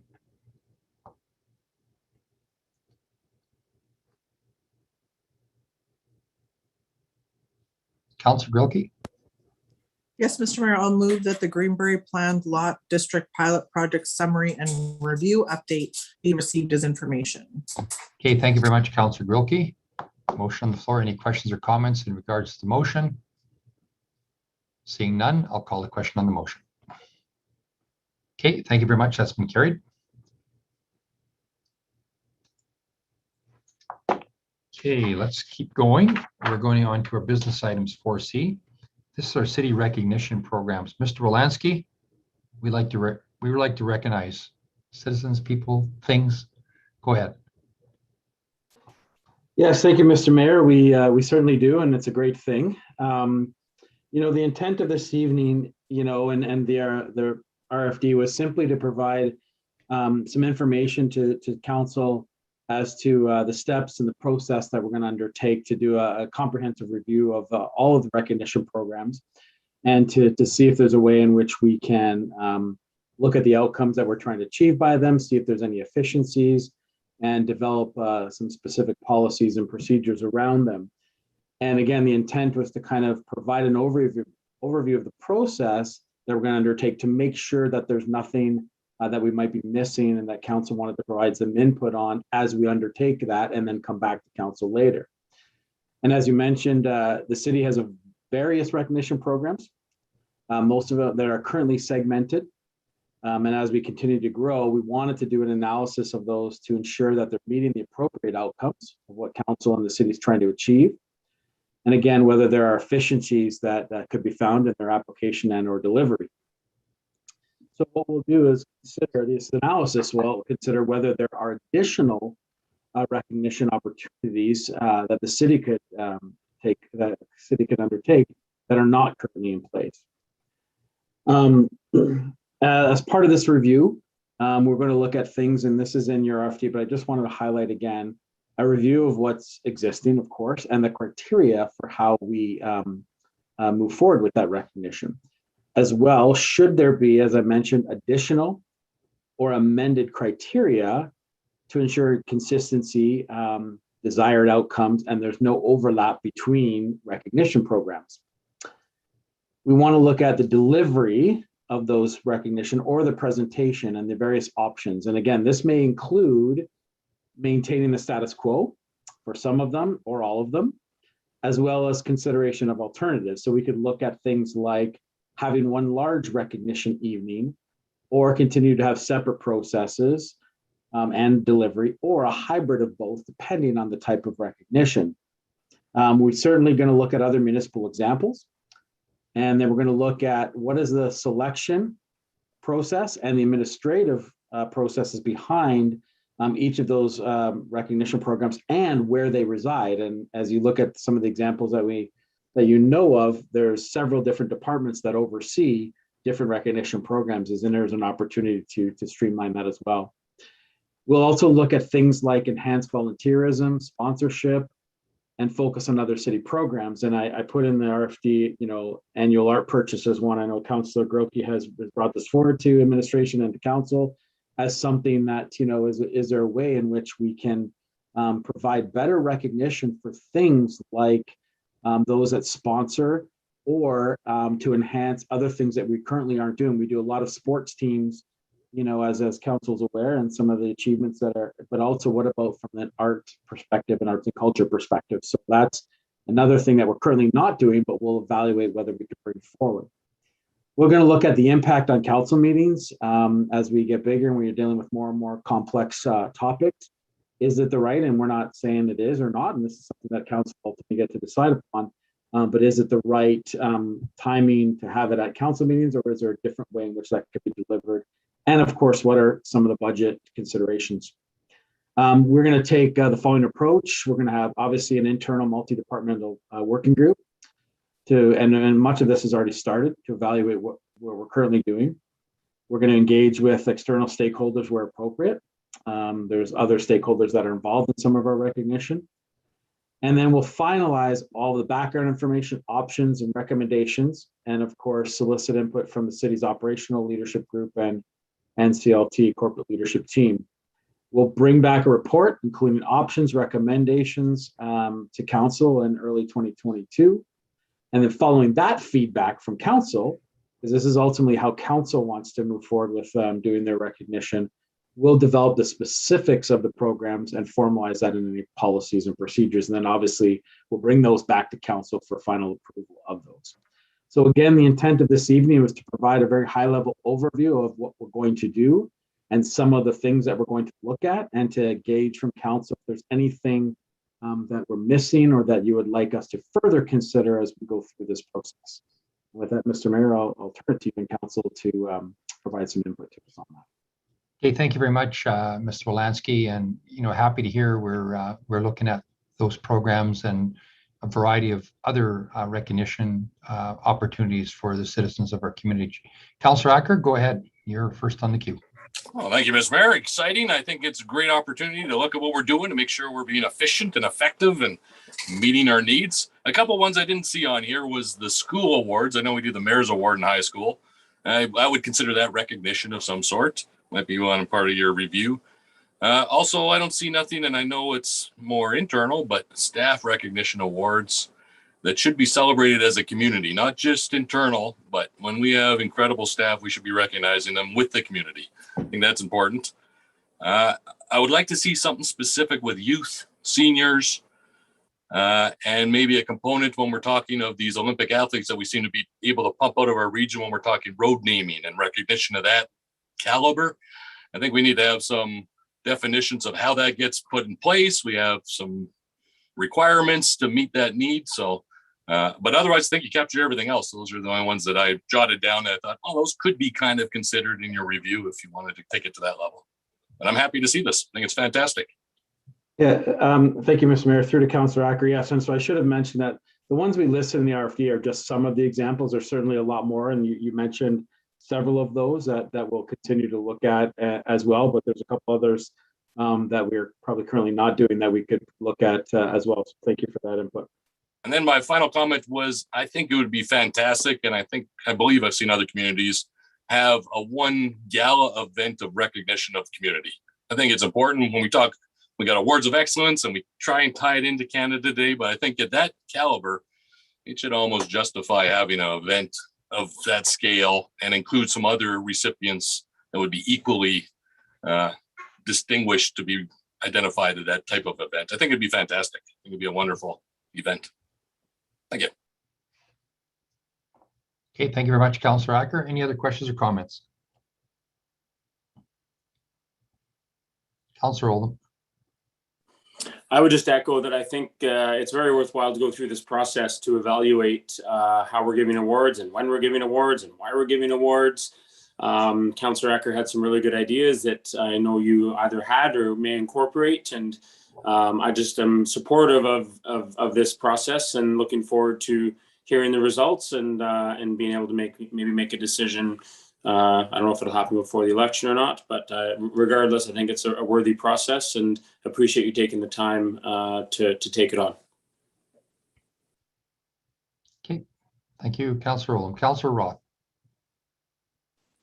Just one more comment, and I think that the suggestions that Councillor Acker has brought forward are good ones. But at one time, I believe Spruce Grove used to have a long time ago, used to have a Citizen of the Year. And I think maybe that's something that we just might want to consider bringing back. I know that there would be some overlap, for example, on the awards of excellence. There might be some overlap there, but maybe, I'm not saying that we should do it. I just think that it's something that's worthy of consideration. Thank you. Okay, thank you.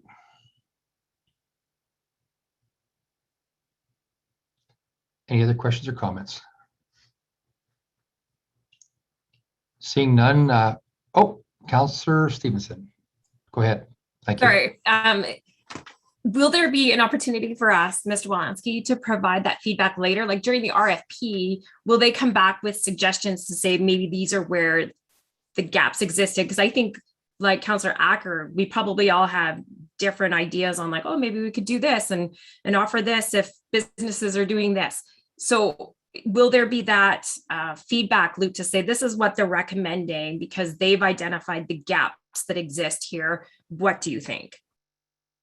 Yeah, Mr. Mayor, through to Councillor Stevenson. Yes, the intent would be to come back to another committee of the whole meeting. We're not going to come back with just here's what we think. It's what do you think? This is really about how you want to and who you want to proceed with recognition. And again, I mentioned one about, sports is somewhat easy, and I'm not knocking sports in any way. It's great. And as Councillor Acker said, we keep pumping out great athletes across from our community. But that's a little bit easier because it's first, second, third. Art is a little bit different. So how do we recognize that and the contributions that makes to our community? So that's really how council wants to play in this space. And so, yes, absolutely. We'll bring some framework and some options like, Councillor Acker suggested a gala evening or continue to do the sports at council meeting. We'll present some philosophies to you on how and some options around that. And then it's really how council then will give us the administration, the feedback to then go and develop the specific programs and policies, which will again also come back to council for your final approval. Okay. And I guess, just looking at the big example this weekend was RibFest and how successful it was, and just the amount of work that the Rotary and so many different organizations came together, and to be able to recognize, obviously those groups would get recognized a lot to begin with, but are we even circling back to like our churches and our not-for-profit groups and our local businesses on how they feel as a city or as a community we could start to recognize each other? Again, I think we all probably have a lot of ideas, but just curious if we're doing like a full audit of sorts with the rest of the community to say, do you feel there's a gap? And Mr. Mayor, through to Councillor Stevenson, that's a great suggestion.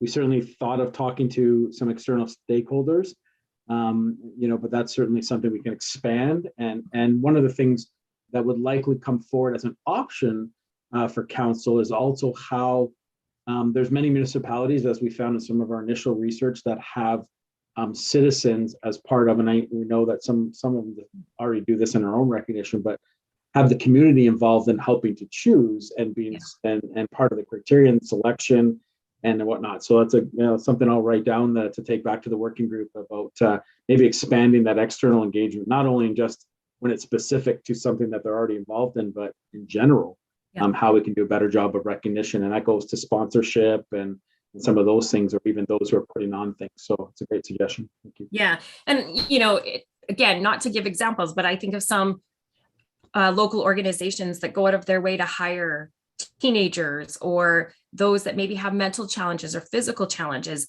Sometimes there's a gap missing on how you can recognize those organizations that go above and beyond. So I just think it would be great to have that a bit of an expansion and just in terms of who we're asking, so that maybe we can capture that diamond in the rough, and that we hadn't thought about it, but it would be a great opportunity to recognize people who are doing great things in this community. So I appreciate that. Thank you, Mr. Wolanski. And I would just want to, and I don't know if it was just a question or just a comment, but just I think it was referred to in an RFP. It is something that will be led internally by the city. We're not going external to kind of do this review, but it's going to be an internal departmental working group, which will engage external partners as well. Just want to clarify that. Okay, thank you very much. Mr. Wolanski, just in regards to that, I think maybe you've already answered the question. I may have missed the answer, but are we looking to get a little bit of feedback from other municipalities if they have any special recognition programs? And I know we do a major one for business, that's kind of driven by the business community, so that's great. But any other options from what other people do? Yes, yeah, absolutely. We already have a lot of our team has started working on that already. But yes, we've been looking at what a number of municipalities done, who's involved in it, how they present it, what departments lead it. So yes, we've started that process already. So we'll definitely be doing that and provide that as background to council. That's great.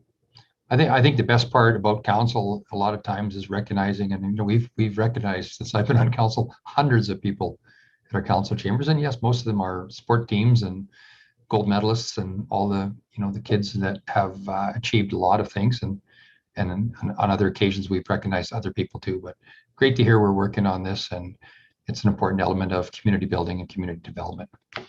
Okay, any other questions or comments? Seeing none, I will call the question on the motion that somebody's going to put forward. Anyway, I need a motion. Councillor Acker, go ahead. Thank you, Mr. Mayor. I'll move that the summary regarding city recognition programs be received as information. Great. Thank you very much, Councillor Acker. With that, any questions or comments in regards to the motion? Seeing none, I will call the question on the motion. Okay, thank you very much. That's been carried unanimously. Thank you. Okay, could I get a motion, please, to go into closed session? Councillor Oldham. Mr. Mayor, I'll move that council go into closed session under section 25 of the Freedom of Information and Protection of Privacy Act regarding disclosure harmful to the economic and other interests of a public body. Okay, thank you very much, Councillor Oldham. We have a motion to go into closed session. I will call the question on the motion. Okay, thank you very much. That's been carried.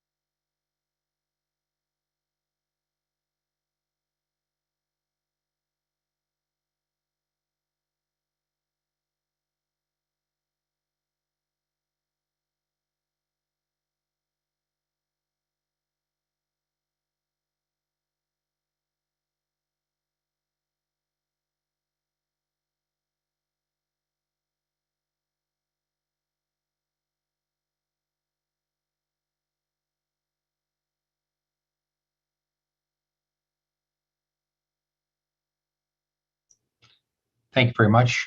We are back in open session from our closed session. And we are back to our committee of the whole meeting. And I just want to say to everybody, thank you very much for the feedback this evening and the presentations from administration. Lots of work, lots of conversation on our city. We have some exciting things coming. We have lots of things on the horizon and lots of discussions and things to do as a city. So thanks very much, everyone, for the feedback this evening. So with that, that concludes our session this evening. And I'll just like to ask one of my colleagues on council for a motion to adjourn. Mr. Mayor, I'll move adjournment. Councillor Roth, moving adjournment. Thank you very much, Councillor Roth. Any other questions or comments? Seeing none, I'll call the question on the motion. Okay, thank you very much. That's been carried. Thank you very much, everyone. Good night. Have a great evening.